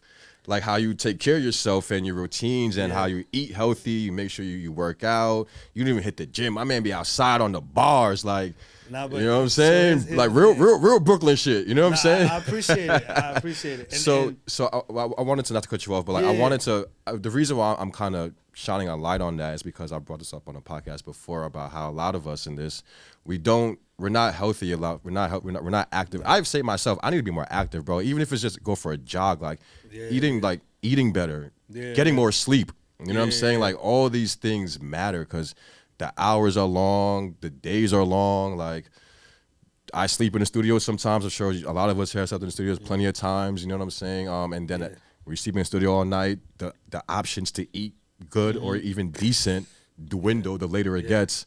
Yeah. You know what I'm saying? So I see you meal prep. You work out. You try. You cook at home. You cook at home at least. I did more at one point. Yeah. But yeah, like You know what I'm saying? those So are things that I do value when I right. So shop. is Yeah. this something that you just always? We Jamaican too, so Yeah, that's just yeah, a part of of what it is. course, Part of of the course. culture. Even though my ancestors were probably a little bit disappointed in me, in particular. But like, is that something like the health thing? Like, is that something that you've always just kind of been into your better health, or as you've kind of gotten older and into engineering and the industry and this side of I'll stuff say more, you how took I it more was serious? raised. I can honestly say how I was raised. There was some restriction with like my diet and certain things. So I think that was the initial thing that was instilled in me. Both of my parents, when I was younger, were very active. My father used to exercise and he ate a certain way. My mother you know, she was a dancer. Oh, dope. You know what I mean? She danced professionally and Fire. with Alvinelli's company and traveled overseas and taught dancing. So I like what I learned new I'ma things keep about it my a friends, man. I buck, like this. You know, my mom is actually more active than me. It'd be like You know that what I mean? sometimes. Yeah, It'd be like that. you My know what I mom's mean? more active than me, and she, like, not saying she works out, but she's just Yeah. like, she's always on the go. She's always Well, doing yeah, something. I She's think always, that's you know what I mean? definitely the Caribbean, like not being able to sit down. Yes, sort of thing. yes. Sometimes I'm looking at her like, Ma, relax. There's nothing to clean. yeah, and yeah. you know, just chill out for a second. She literally cannot do it. You know what I mean? So yeah, I get it. Definitely get it. That and but I think also my mom just being a dancer, she just there's a certain type of normality like with her. She probably has like a routine and stuff. That's right? what I'm saying. Like she Yeah. has to she likes to do her classes and it helps, you know. Is she still actively like, at least, maybe not like doing like performances, but she's still like at least She does do like, performances. oh, she does. Oh, cool. Yeah, and then she Okay. does teach as well. You know what I Okay. mean? And she takes her classes as well too. So that's Fire. that's like a part of her life. Right. And I know like just for her, like that's definitely a thing where she's definitely more herself when she's in those spaces and doing that stuff. I think for me, to answer your question, yeah, I think having that kind of being brought up in that sort of way, Right. you know, kind of eating like, you know, more ital stuff or fish and, you know, that was instilled in me. Lots of vegetables. Yeah, but I was always kind of like, you know, when I was young, I was always like, I was never slim. You know, of all my siblings, I'm like the one biggest. that, yeah, I'm Right. like the one that looked like a construction worker. You know, like But Jamaicans. you like stocky though. Yeah, but you know how it is. Like, you know, you got, Jamaicans are definitely a lot Jamaican- like they're very slim usually. yeah, they either Yeah. look like runners or they look like construction workers. You know what I mean? Yeah. So it's like, I got the construction worker build, I guess. Got you, know what I'm saying? got you, right. But I'll say, to answer your question, like, yeah, I think that being ingrained in me has an effect. And there's times I was stricter over the years. You know, even now, as of recently, I've kind of purposefully just kind of slowed down with it because I know once I lock into a certain thing, I'm That's locked it. in. So I'm just Right. figuring out, like, you know, scheduling things. I have some new gigs that I'm a part of and some new things that I'm doing. So there's a certain type of flexibility on my schedule that I kind of need to have. Got you. So I think right now is just figuring out, like, okay, this is what I could do on a day-to-day or how many set times per week, you know. It's like just almost kinda- having it's like a part-time job, huh? It kind of is. Kind of is. It Got kind of you. is. And you the know what I mean? and the payment is how you look and feel Yeah, at the but end of it's- the at the end But of here's it. the crazy thing about it. It's like, as much as I love being a creative and doing music, the lifestyle, that aspect of it, I hate because it's like, Really? it's so counterproductive to It is. being healthy. It is. Like we It's sit bad. It's so bad. for so many hours. Hunched over, Hunched squinting our over. eyes. Like we have to fight to just be regular in a sense, right? Yeah. Like most people who don't do what we do are probably just by default a bit more active in the sense of just being on their feet more. Yeah, Like definitely. we sit down a lot, For hours. you know, and then, you know, we don't get regular sleep. We barely get breaks. You know, If we get a break when the artist decides that they want to take a break. that, or like, you know, I think It's just, like, I feel like quiet we're at at the a moment. point now where we sometimes could kind of Dictate? demand certain things, or like, Yeah. oh yeah, I'm gonna take an air break, or Yeah. that could be You know, it comes that it's like yes, but it also I guess it depends on like picking your moments. Mm-hmm. You know what I'm saying? So if it's like a 4-hour, 5-6 hour session, whatever, there's gonna most likely there will be downtime. You know, a person's gonna be Yeah. writing, whatever. So Yeah. those are the moments, you know, you pick and choose. Like, all right, man, Absolutely. I'm gonna go do this real quick. I'm gonna run get a slice of pizza real quick or whatever it is. So yeah, it's definitely about picking your moments for sure. And in those situations, I like what you said. Like I like to actually go and step out. Sometimes, Yeah. like I don't like to just be in a room. You know, I gotta for a get long out. time. I like gotta to get stand out. up, you know, walk out. If it's nice outside, get some sunlight. As Cooley, whenever I'm always coming upstairs. If I'm downstairs in the A room, bro, I get a little break. What's up, y'all? Like, you good? Like, nah, I'm just taking a break. I just need to, you know, let Yeah, the ears facts. just Facts. breathe. Just I've been Facts. hearing the same loop for like 30 minutes. Like, Yeah. yo, that should be crazy. But speaking of new things, What are you working on? Oh Lord. Before we get out of here, we wrapping up soon. I'm sorry, Dan. I feel like we were just talking. If you're working with artists, projects, personal projects, that you can or want to talk about, of course. Some things you definitely want to keep under wraps. I would love to talk about everything. Yeah. I just gotta respect the people who are involved. Yeah, but I could definitely speak on this, and Josue, who's in the back, knows, like, me and my boy Bryce out west. Shout out Bryce. Shout out Bryce. We've been doing a lot of events out here. I guess to simplify, like, kind of studio pop-ups in the sense of, like, it's a software and hardware. You've been doing that a lot more. Yeah. Alongside to work with the kids. So yeah, definitely like touch on that a little bit more. Like, I mean, it was one of those things that's actually how I met Bryce. Right. You know, when Premier was still open, he did something, I believe, with Loughton. You know what I mean? Yeah, he's been a big promoter for Loughton. Yep, and he I think it was Ken Lewis. It might have been. I think it was Ken Lewis, Ashby, and I think he had something with Sound Toys. I'm trying to remember. Or it might have been like one was with Ashby and then the other one was with Ken. I think it was. They were all. In I feel like it might have been Ashby probably because it was definitely Ashby for the. So I think what it was it was something with the mics where it was a shootout between all the different Loughton models at the time. Gotcha. And then it was something with Samsung with Ken Lewis and him kind of running his sessions through the T series drives, right? Okay, solid state drives. That makes sense, yeah. And I met him. We just connected. We kind of locked in, and then there's a lot of things that he does. You know what I mean?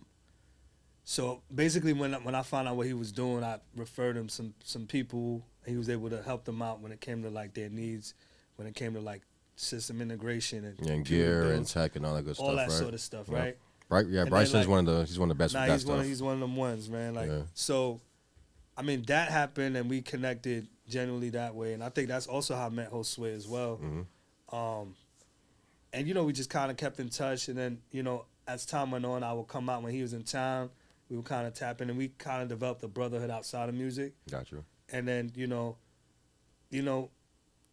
it just naturally happened to where he's like, yo, I mean, I know you've worked out a lot of studios. Let's maybe do some events. And then it just became a thing where I think not the AES that happened, the last AES in New York as we know it, right? That happened a few months ago, but the one before, no, I'm lying. It was, the one before, that was the first collab that me and Bryce kind of did. You know what I mean? And we went to Acosta Park. Nice. And we premiered some things there. I think the Better Maker we work with. Yeah, I did see the videos that you guys put up for that. Yeah. Dope stuff. Yeah, and I was just out there for NAMM too, with Better Maker. And just to touch on like something that we did that was really cool. It's like, are they gonna sponsor you? We could talk. We building a relationship. You know what I mean? Yeah, get them sponsorships. Better Maker, come on now, take care of my boy. Come on now. I'll say like it's cool because all of this stuff has been happening genuinely. Right, for sure. And that's how you want it to happen. Yeah, like just how me and you connect, me and Bryson connecting in a different way. We, even the brands and some of the owners or the people who rep for the brands I've met, interfaced, and and it's a thing where we kind of bring value to everybody involved. For like sure. The brands give them exposure. We invite artists and other people who do what we do. Absolutely. And then the studios, obviously they get footage and content. Yeah. Potentially new clients. Potentially new clients, right? I know for a fact that they've gotten clients from some of these events because there's people I've invited that later on invited me to the same studios that I've done events with.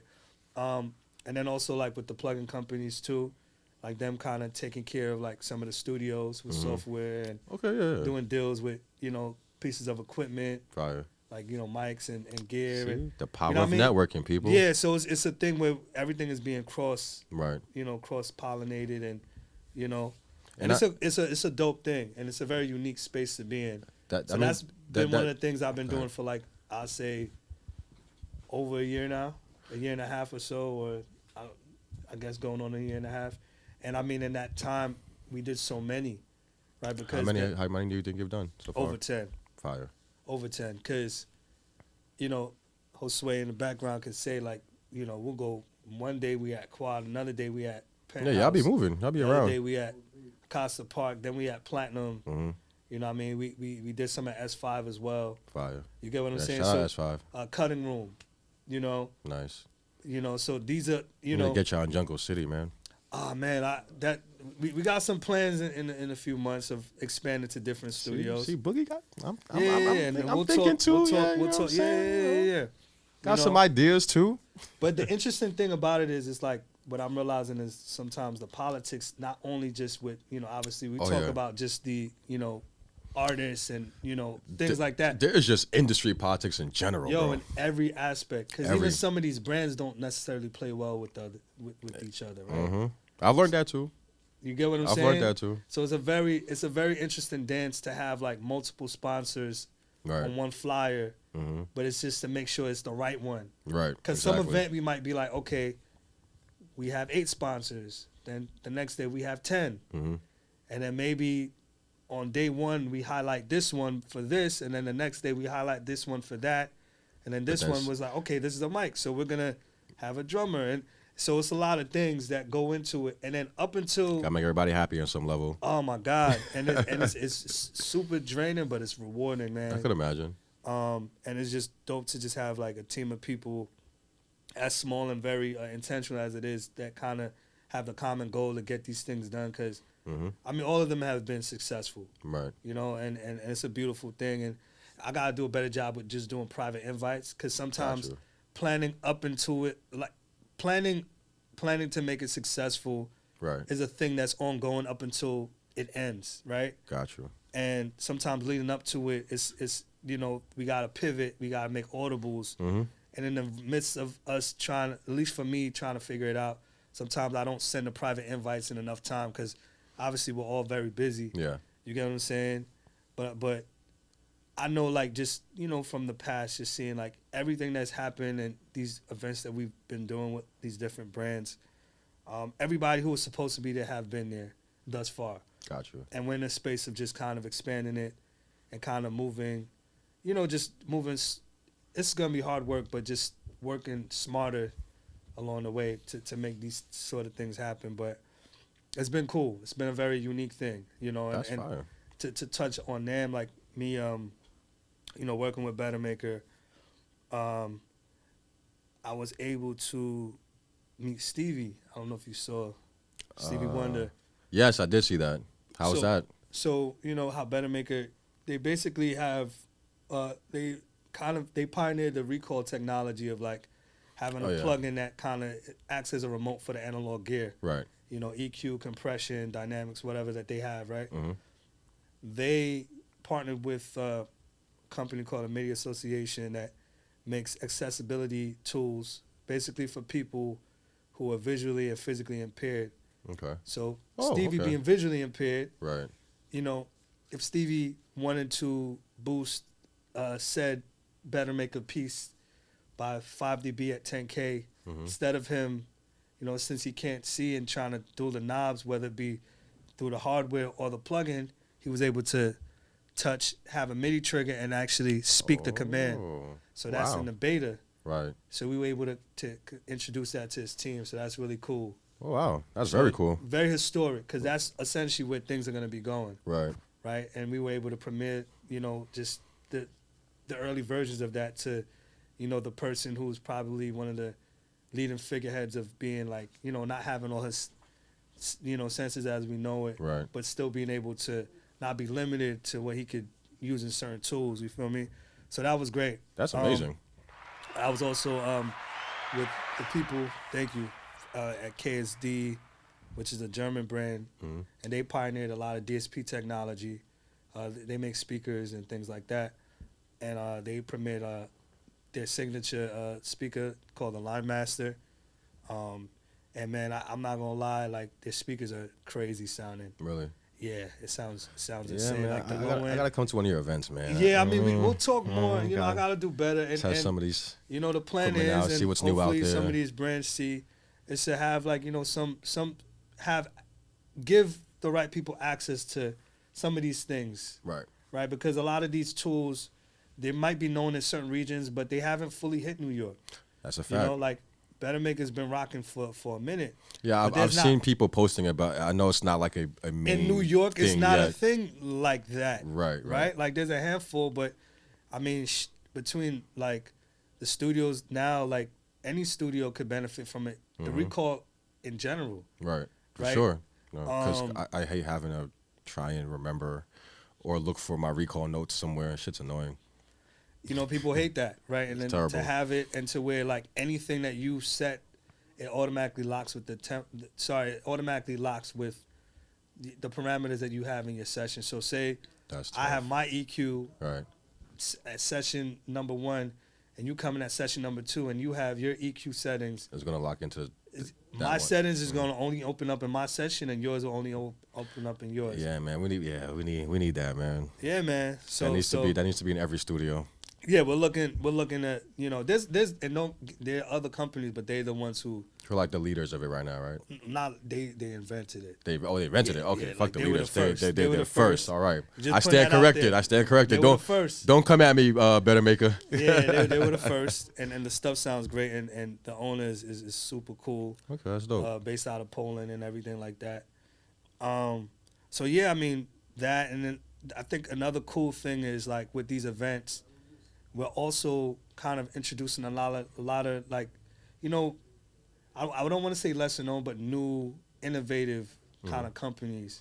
Yeah. Right, because we know all the big name. Yeah, so we joints all that know we the don't have regular to name stuff. Drop, Yeah, but we there's all a know lot what they of- are. We're at a point now where I think sonically we've never sounded as good as we did when it comes to just digital tools and plugins. Absolutely. And there are a lot of companies that might be smaller but are just as good or just like, you know, are spearheading the next generation of technology and tools for, you know, creatives and things like that. Mm-hmm.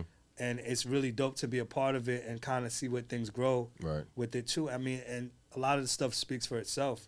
Yeah, I You mean, know? this type of industry is one of them things that you kind of have to stay in tune with things. You have to stay updated constantly. You can't slack, man, because you're gonna get left behind. Like even with this Dolby Atmos stuff, like if Yeah, you don't learn how to do it or something like that, it's just, and it's a pretty good revenue stream too if you know how to do it. You get some So clients for it. you've been doing.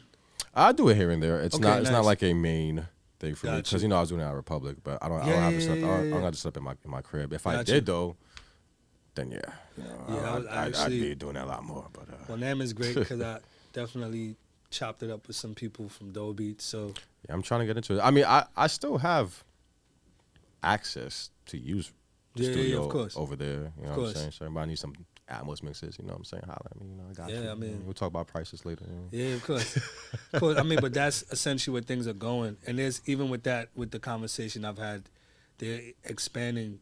You know, Dolby and other like Dolby. The name Dolby's being expanded different. Yeah, I mean they're going hard to get Yeah. Dolby, to make Dolby a thing. So yeah. you know, I'm There's sure a lot we're of gonna see more. devices, consumer level devices. Like I went to Best Buy a few months ago. They're and even starting some to of add it these- to everything now. They got certain sound bars and just little Bef- smaller systems that kind of replicate the, you know. So exactly. Before it was only in certain cars Yep. and movie theaters. Yep. Now they're putting it in a lot of headphones, like mean- you said, sound bars. Yep. They're putting it everywhere. That they're really trying to more cars. It's Yeah. just starting to come. It's And just even like a like regular what you're saying, feature like now. headphones and even you know, streaming services, they encode to where, you know, you can hear it in you know, you hear There's another specific Atmos playlist you can listen to, just only Atmos yeah, songs. exactly. You know, That's so- the thing. So and I want to, I don't know how much more time we have, but We got a little I more do want to time. definitely say this. I mean, I think, you know, we're at a point where the tools that we use to create are at like revolutionary levels, right? Like just the Absolutely. technology. One thing that I do and would love to see is for the artistry to kind of get back to that. Because I don't think, and maybe it's my, you know, my ignorance or just me being naive. Mm-hmm. I personally feel like the artistry was always spearheading, the technology. That's or being just made. when I think about it, it was always the artistry and then the technology, artistry and then technology. Maybe there were times where the technology, but I don't think it was ever a point to where the technology is kind of here and then the artistry is kind of Right. As far as, and not to say universally, but as far as what's being pushed. I could agree with that because You get what I'm saying? I feel like a lot of technology has been geared to making life easier for the artist. Yeah. So because of that now, a lot of the quality gets diminished. Now some artists take that and enhance what they're doing just to make the process maybe a little bit faster or something. Yeah. But I feel like also at the same time you have a lot of artists who are just using a lot of these tools to not make the process faster or easier, but just I feel like a lot of artists are getting lazier, just lazy.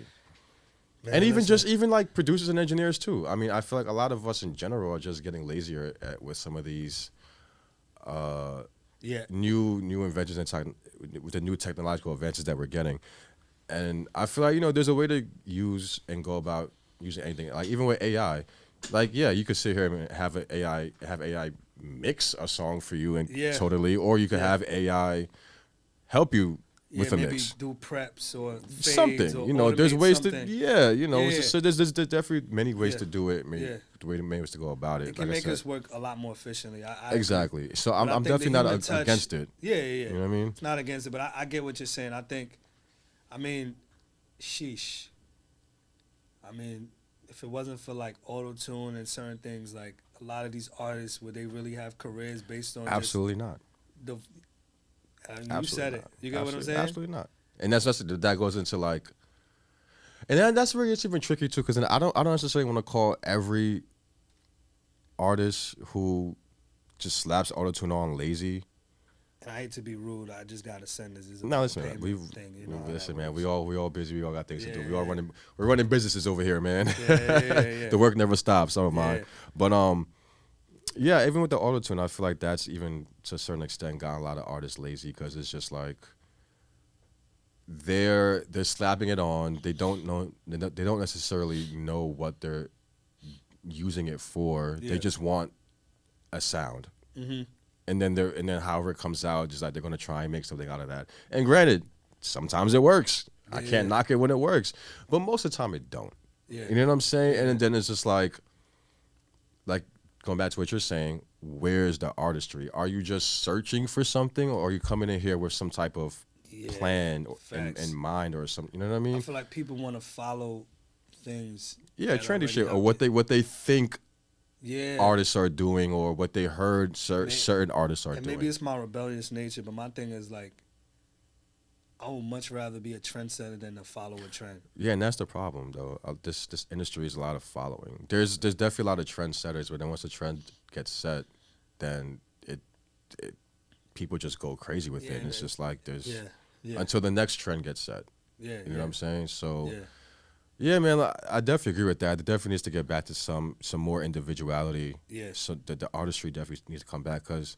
I hate to sound like the the older guy in the room a little bit, but man, in the '90s, nobody sounded like nobody really, And if you did, you get called and out. that was a problem. There was shit. You know what it is? I think we're in a space where shame is looked down upon.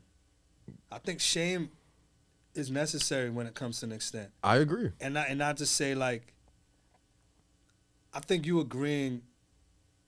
You understand why I say that, right? Yeah. Because I think there's certain standards that are set, and maybe like okay, standards or rules are meant to be broken, granted, but there was still a standard when it came to entry, Right. right? Like now it's like with the internet being what it is, It's there's no copy and standard paste. for entry. It's just copy and paste. It's like everybody has access to just kind of, but it's just like okay.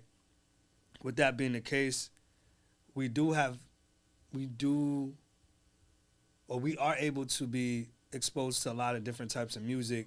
yeah, for sure. And the world has become smaller in the sense of globally as far as reach. Like, you could be following or be in contact with somebody from a different part of the world. Right.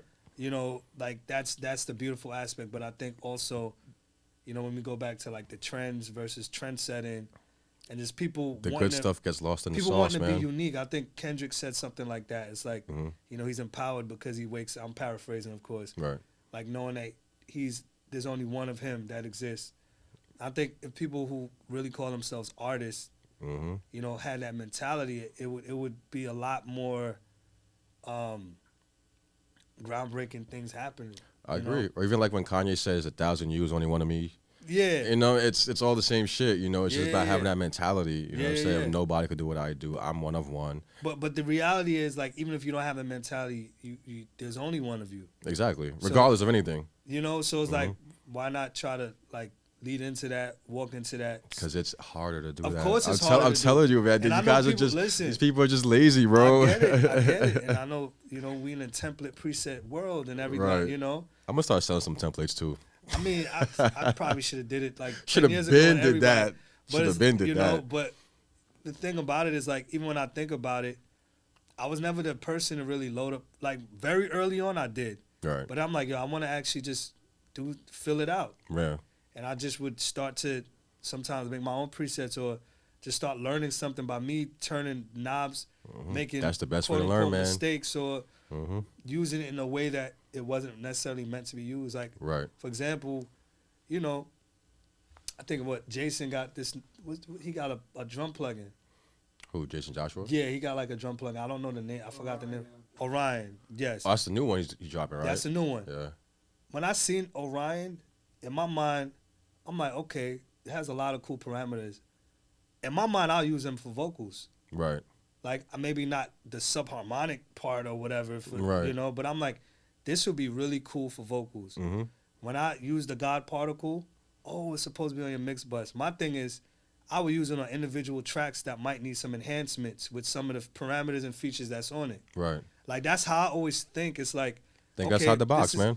Think outside the box. No pun intended. You Mhm. get what I'm saying? Right. While we in the box, Right. you know, working in music. But Boom. yeah, so it's like I think the more that we kind of allow ourselves to just be free thinking with our approach, a lot of beautiful things can happen, right? For sure. And we talk about just our journeys and just different things. I mean, mine has been extremely unorthodox, doing the music and then also teaching and Mm-hmm. not being the best student, but then becoming the educator, Right. and then also working with these brands, Mm-hmm. and kind of having like real conversations with them and them kind of knowing me on a human level, Right.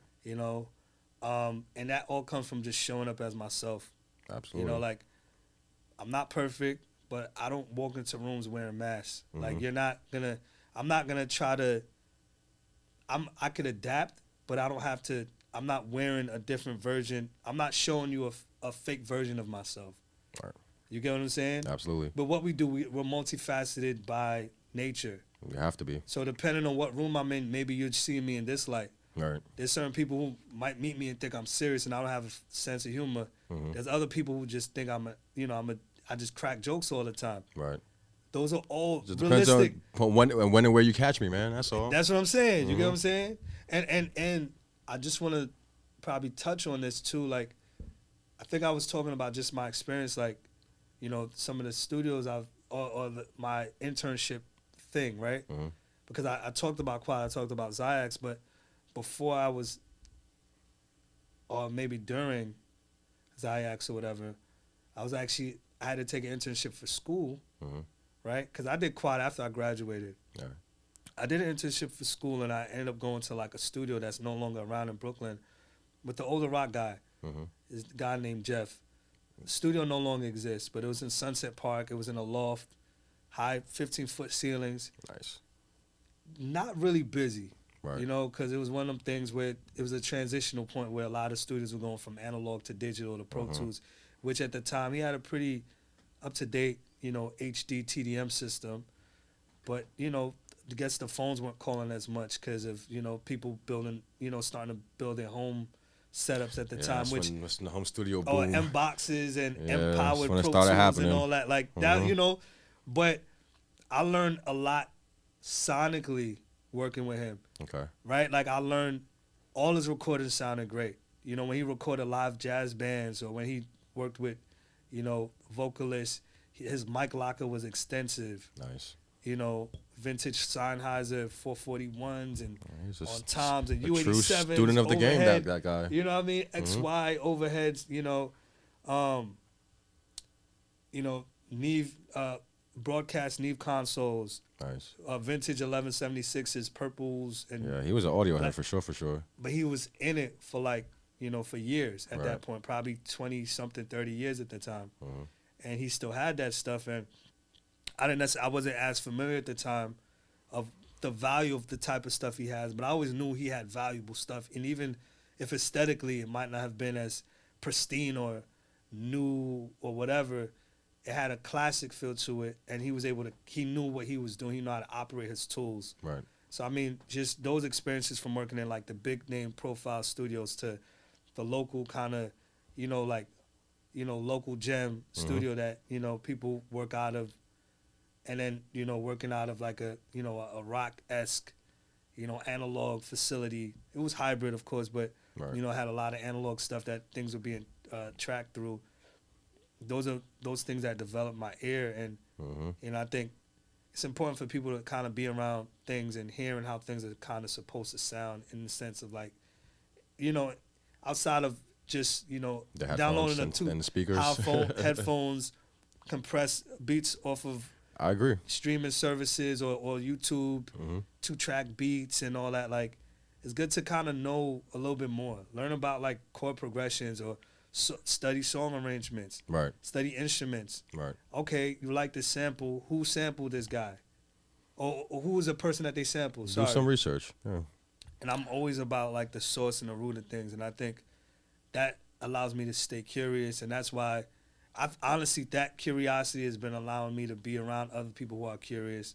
A lot of OG engineers in the game, people like Rick I learned from, Rick St. Hilaire. Mm-hmm. People like John Marie Horvat and Dexter Simmons. Like, these are people that I've had conversations with and learned so much every time I speak to them. And the fact that, when they pick up my phone calls to me is an honor, It's a good feeling, man. It's a good feeling. It's a great feeling. And I think it's good to go back to, like, people being willing and able and allowing themselves to learn from people who have more experience and more knowledge than them. Absolutely. And especially, I mean, it helps when they worked on some of your favorite records. Definitely. Between those three guys alone, like, that's like 98% of, like, my music. Like, I love the songs that they worked on. Right. And their stories and the artists that they worked with. Mm-hmm. And I think it's a beautiful thing. And I just wish people were more open to that. Right. And not just trying to look for quick fixes or whatever. Because when you talk to people like that, when you're around people like that, they essentially kind of give you the game and the cheat codes to, like, accelerate yourself past You need a what you would have known without. Yeah, you need a mentor in this, man. Definitely. Yeah. Definitely. If I combine the experience all together, that's probably over 100 years of experience right there, if you think about it. For sure. Absolutely. Yeah. And at the highest level with the trendsetters and people and the standards in many ways in the industry, the type of people they've worked with. Right. You know what I mean? Yeah, I feel like I'm going off on a tangent, but Hey, man, go off. yeah, but this is the stuff that, like, I've always been like somebody that loved the history of stuff, Right. and I think it helps me. I mean, working with Stevie, I realized I've been to NAM many times. He's always at NAM. Mm-hmm. This guy is, he's Stevie Wonder. I don't even gotta go. What else can you say? Yes. You know what I mean? Right. He lives the name Wonder, Mm-hmm. but he's curious. He's still curious. He's still at NAM. Him and his team are still seeing what is the latest keyboards and the latest in technology. And that's how you at have the to time, be. That's how you have to be with this. You know, Stay curious all the time. Stay curious. Mhm. I've been locking in with Grandmaster Flash a lot Nice. recently. One of the godfathers of this game, and It's hip hop state. Yep. he's curious. And he tells me, like, you got to learn this too, because I'm learning it, and I'm always a student. Like, why would I not listen or take heed to people of that caliber or of that ilk who have been, Been there and back been twice, there and back and 2-3 created times. standards to what we use. And, like, Right. Flash was the first person that used a turntable like an instrument. Mm-hmm. So it's like, were they made to be used like how he did and the quick mix? No. But there was something in his brain that was like, I want to do this thing. I have this thing. And they figure out and create a way. And I think, man, that's the beauty of what we do. Like, just having those people or being around people who want to do that and us being contributing to moving things forward. Absolutely. You know what I mean? I think that's what it's all about. You know I what I mean? wholeheartedly agree. So Yeah. before we get out of here, my brother, because Yeah, this of has course. been great, Great conversation, man. Yeah, y'all like the conversation? Going on like For 2 real, for real? hours. That's what I'm talking Damn, about. word. Yeah. Damn, look Fuck at that, me. man. Listen, man. Yeah. We're missing Buck, unfortunately. Yeah, man. And, you know, it is what it is. Good conversations Oh, last Buck. long. That's just what it is. That's just what it is, man. Good conversations last long. Yeah. So before we get out of here, do you have any advice or anything like that for any of the up-and-coming engineers, anybody Advice. up-and-coming in the music industry? We'll just say that. Man, I feel like I'm still up and coming. I mean, in a sense, You know, we all are. But listen, yeah, we're but, also I mean, at a place that people I have want to get experience. to as well. Yeah, I have You know what I mean? experience. So- I definitely, and I don't downgrade that or. Give us one thing. Actually, let's do 2 things. Let's make this a Okay, little bit 2 more things. interesting. Give us, before you give us the advice, give us something you hate. We have a little game we play here sometimes called Shit We Hate. Shit we hate. And shit we hate is basically based on just exactly how it sounds. Shit we hate that goes on in the studio, in the industry. Could be an experience, could be a client, could be another engineer, producer. Just something that you might have experienced once or twice that you're just not too fond of. Once or twice. I mean, in this game. Or I any think- times, you know. I think, yeah, I mean, shit. This is funny, but The funny ones are the better ones. yeah, this is funny. I go into the shit we hate, but I go into something funny that's very interesting to me. Let's do it. The conversation of when I make it, I got you. Oh I my would've God, been- yeah. I would have been Elon Musk if those promises really went through. I'd be super rich right now if I Absolutely. believed every We single would be person who on- told me they had me. We would have invented SpaceX 15 years ago, traveling the moon and everywhere. Like that, I got you. Like yo, of course you do. Boogie, I promise you, bro. When I make it, Yeah, just like you yeah, can be my gotta main look in the engineer. camera too. You Like be my main engineer. I got you, son. got you. You be my main. When I make it, yo, I don't got it now, but when I Where's got the it, guilt trip? Yo, when I'm on, don't be calling me shit. So you don't believe in me? No, that, just that. I what don't. else? I'm sorry. What I else have don't. we gotten? You know, with pretty much every service, you know, after you do a job, you get paid. Oh, But yeah. it's like, oh yeah, do this thing. Yeah. I'll pay you when, Yeah, no, pay me. We're done. Session's done. Why is this a? you know. And Why is this an apparently I issue? heard the net thing with the labels and all that Oh, stuff. the net is 30? ending. Stop. I heard that's ending. Well, I know engineers are doing some stuff, but 60 or that. Yeah. Yeah. So engineers are setting up a net 30 thing or something I think to be I less think it's than done. net 30. I think it's zero now. I mean, that's But how I it think also should I have. heard That's how I've it should have heard been. of, and maybe I've heard that Donald Trump is working on ending that as well. So don't say. I know. Anyway, hopefully that's true, right? Well, it depends on your contract. That's really all it is. Like if you talk to your lawyer, what you put whatever you want in your contract, and if people want to work with you, they gotta sign that, whatever, or negotiate it. Yeah, but I mean, most of the time when we doing works with labels, it don't really, you know. I mean, the best thing is to cut the check, right? All I'm gonna say is, I mean, if you gotta sign a contract, they're gonna cut the check. You gotta get your lawyer to look it over and. Yeah, but that's not realistically. That's not a. and why that's the why do I have to do all that? Yeah, that's what I'm saying. That's and like- it's that's just my like issue. that's not most people's experience. Like, You know what I'm saying? especially if you're starting to work with said artists, you know, like it's things are being built. Like it will be great if certain things are, you know. set And I'm into not place. getting a percentage of this record. So why do I have to wait for my bread? Yeah, I also think, also too, I think they're doing something as far as like us being collaborators. So we, you know, there's a lot of things I think that are going to be shifting. I mean, I think I seen Jay put some not him himself, but I seen a post about Jay saying that he's working on something where like people could invest essentially in their art in their favorite artists, yeah. like a stock or something like that, some type of stock. I don't know exactly, but Well, it hopefully that sounds trickles down. sounds That's great. interesting. Hopefully it trickles down to the people who work with the artists too, right? I would hope so. That, you know, in who some do- way, shape, or form. I mean, in all honesty, most of the time, like especially if you mixing, you're spending more time with the song. Than anybody unless- else, You know what I mean? usually. It's to the point now, like the artists that I've worked with and I've mixed, recorded. When I go to their show, I'm usually in the front because I like to be in the front of concerts in general. Mhm. But I'll recite the words, and they'll be like, "Yo, I forgot my words," but yo, seeing you like, I've heard this many times. That's fair. I should You know what I mean? I should start doing that. Yeah, like yo, like Cause I know, even the songs I don't like that much, I know the words. you're gonna notice something because you're hearing I'm it. hearing it so fucking so much, many and I'm working on it times. for like So the many last times. 2 days. Exactly, 2 days. Well, what how Yeah, long, maybe long 2 it days is. worth of listening, maybe 48 hours worth of listening. Yeah, for, I you know I what say mean? that all the time. I was like, yo, the way I procrastinate before mixing or drum mixing is insane. Like I really got to Listen, stop. we gotta It's bad, mentally man. prepare ourselves for certain things. And I you need, know, I that's be just- needing breaks. Listen, It's a lot. It is what it is. What it It's is. the ADD. But then when I'm locked in though, like Cooley could attest to this. Like there's times, bro, I'm locked in and he'll pop in the room or anybody and they'll be like, yo, Boogie. And I don't hear nothing besides what's in front of me. And they're like, yo, Got you, Boogie. got you, got I'm like, huh? Yeah, no, you become like it's like a tunnel vision zombie Yeah, it's thing just that happens. I'm super locked in, so it's Yeah, just yeah. you know, So you said shit we hate. Should I keep yeah, just going? one thing you hate. Anything. I mean, it that could be was. I mean, I hate those things, right? Because I I've hate heard those it things, enough, too.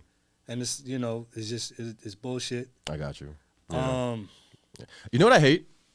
I hate when I fix up the mic and the booth and all that, the pop filter all nice. It's, And it be I wanting to measure touch it it. out the way it Yeah, is. they- You know what I'm saying? Put the space in between, or the fistful. You put the fistful, right? Yeah. Between the mic and the pop. Yeah. Do all that. It's nice. Look. I spend time in the booth. I actually, because I look at it as I want the artist to go in there and be like, oh yeah, I want to record in here. Like this Yeah. feels Yeah. and looks Yeah. inviting. Yeah. You know what I'm saying? yeah. Here comes said rapper. Put the pop filter all on the microphone and shit. I'm like, bro, come on, Yeah, man. it's Wanna interesting. Put the mic down, put it up, do this, then. I'm like, bro, It's I interesting had it 'cause- perfect. Even though like we do that for many reasons, because one we're trying to capture in the best way possible. They just want to be comfortable. They want to be maybe just having it in a certain way. Them visually seeing it. No, artists are very it's visual. all comfortability for them. So even like sometimes I may be tracking in a certain way, or I may have a layout in a session, and then say if there's a screen for the artist to see it, whether they like if they're in a close quarters thing where they're looking at it, and they're like, "Yo, what are you doing? What's that?" Like they sometimes become Bro. so involved in what it is that you're doing. That's annoying too. I ain't gonna lie, it is annoying, but I do also understand that sometimes them seeing something, Oh, for sure. you know. That's why I don't always like the rooms that have what I'm doing in Yeah, the booth. I get what you're saying. I- Yeah, yeah. Sometimes it is helpful. I can't lie. Because Yeah. sometimes it's like you could get to things a little bit quicker because they could be specific. And like, oh Yeah. no, move that or Right delete there, right that. there, right there. there. Yeah. Yeah. In those moments, yes. But most of the time, Yeah, yeah. because most of us, we're going to be editing or doing whatever while you're recording. Yeah, yeah. So, yeah, you're going to see And us. sometimes in the process of you editing it, it doesn't look pretty, right? It's Exactly. You know what I mean? You zooming in things. or It's you going to doing- look weird. It might zoom in, zoom out. Going to be here. Plugins pulling up, changing You settings. be like, So, yo, you got that, and you just switch it to another playlist, but they think Exactly. that you deleted it. or- Right. Yeah, I hear you. I mean, so and that's yeah. more so. It can be annoying if it's somebody trying to swear by something that you know you're doing and they don't know. Exactly. That could be annoying. But a person I who is do aware- understand- Yeah. Yeah, I could understand the ignorance or just like the concern, right? Yes. No, for sure. I definitely understandable. get it. I definitely get it. But it gets annoying because it's like, bro, focus on recording. All right, so fuck it. Let's just go straight for shit. I hate lack of originality. Like I hate that. We shit. haven't heard that one yet. Lack of originality. Lack of intentionality. I feel like sometimes we're in an age now where people see things and they just want to do it, but it's just like they don't know what it's gonna take, or them even wanting to aspire to be good at the thing that they want to do. They Right. just want to be They lit. just want to do something. They just want to be lit yesterday. Right. Not being willing or open to trusting the process. Mm-hmm. You know what I mean? People call themselves singers or just whatever the case is. Like I've had experiences where people say that they're singers, and I'm like, and I'm a little different because I have a lot of singers in my family. Mm-hmm. You know, and I've been around a lot of singers and musicians. People you know? use that word very loosely. But I'm saying singers and I know singers. Like, That's you know what I I'm mean? saying. Yeah. And you know, because I've done live sound at churches as well, so I Mhm. know some. I've worked or been around some world class musicians and Right. in their own right. And man, like when it comes to that, I care less about the money than to you coming to me with good vocals. That's gonna help both of us. Yeah. Absolutely. So there's been times where I've even recommended artists, yo, listen, I think right now, I think you should probably work with get some vocal lessons. Like I've done that. I say that all the time to artists. And I know people who do it. You know I what I'm say saying? it all. I told somebody that recently. Like, I know people who do it. Like my sister included, and you know, before I've had you know the artist Akela. Yes. I'm sorry, Akela and Aniko. Aniko's. Yeah, I just have a whole. So have a whole Akela, I story. went to school with her. Shout out to Akela and Aniko and the debut album. My boy Alamar who worked on it, and Spuddy playing drums. So there's all the shout outs. Hopefully y'all. No, yeah, I actually I've worked with I worked with Akela before, and I actually just recently ran into her a couple of days ago at Nice. At a show. no another studio. Nice. She Okay. was there. I was having a meeting with the owner, and she was there. You talking about Amanda? Aladdin. Aladdin. Yeah, Yes, you know, that talking had- about music halls. Yeah. It's my guy. I know him Okay, for a okay. minute. So go over there. She's sitting there, and we look at each other. We're like, oh shit, we know each other. Yeah. So we caught up real quick. I'm actually planning on getting her husband on the pod too. Oh, fine. Okay. Yeah, okay. because she's wants to get him on. He and I was telling her, I'm like, yo, you guys do amazing work. Yeah. Amazing, like everything Yeah. that they're doing. Aniko So it's is like a real Aniko is movement, and bro. yeah, and yeah. Aniko And is it's like- talented. Yeah. They're all talented. See, but that goes to what I'm talking about. Like, yeah, she's doing her own thing, right. and it's like, Doesn't care about what's out there. and Doesn't it care. connects with people because people feel the authenticity. Yes, absolutely. Like, Everything about lack it of is authentic. authenticity. I hate that shit. Right. You know, if I gotta be honest, like low key, when we think about artists performing, whether it be, and I'm making a blanket statement, artists performing. When you're behind the mic, that is a vocal performance. That's performance, When absolutely. you're on stage, that is a stage performance. Yes. You know, like People don't know the difference. I gotta believe what the fuck I'm seeing. Yeah. And a lot of times, people they don't even believe in themselves enough to be themselves. They don't even know their own lyrics. And then it's like, How about that? Learn your you're lyrics. making a song about a girl, but you sound like you about to rob her. Right. Like, what's the intentionality behind that? Exactly. Or the other way around? But that's what that's Like, and it's just like, the exact word I use all the time is intent. What are you coming here to record? Are you coming here just to freestyle some shit? Or is there okay, do you have a concept? Is there a story? yeah, You know, is there a lesson to be learned? Like, what is Yeah. going on here? Yeah. Most of the time is just and it's mostly rappers, unfortunately.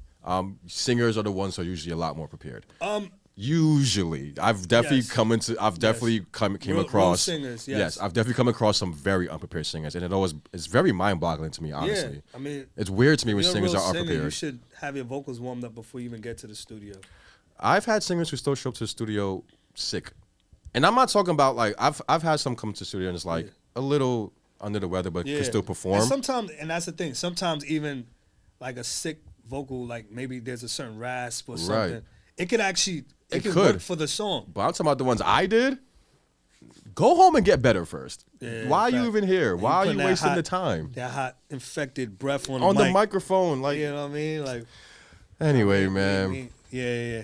my brother, yo. Yeah. Oh, piece of advice for anybody trying to get into this Man, industry, real quick. I mean, all the things that I dislike. I mean, I guess all something the you things, like, something you gotta leave on a no, positive note. No. But I just want to, like, be authentic, be yourself.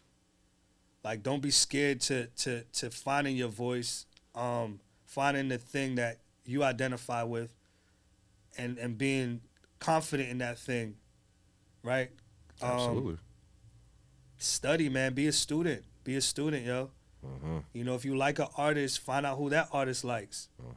You know, If you like an engineer, find out about that find engineer. out about like a the producer, engineer, find out about writer. where they come from.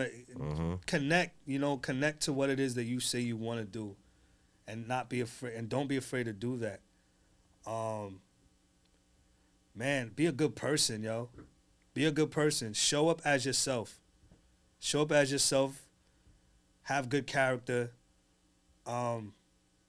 Obviously this is a thing where it's competitive and things like that, but man, be confident enough in your gift or in the gift that you feel like you could give to the world to know that you don't have to try to shit on other people to get to where you want to get to. There's a lot of that going on too. You know what I mean? That's advice. Hey, no, listen, man. Those are things I just stand by in general.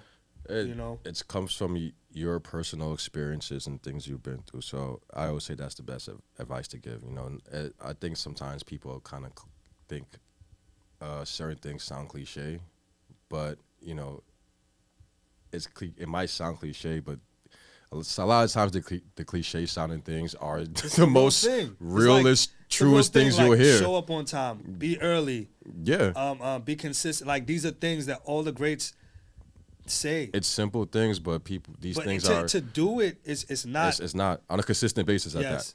So and being consistent, having like lately, I've been obsessed with momentum, bro. Mm-hmm. Like that's been my thing. Like just keeping things moving because.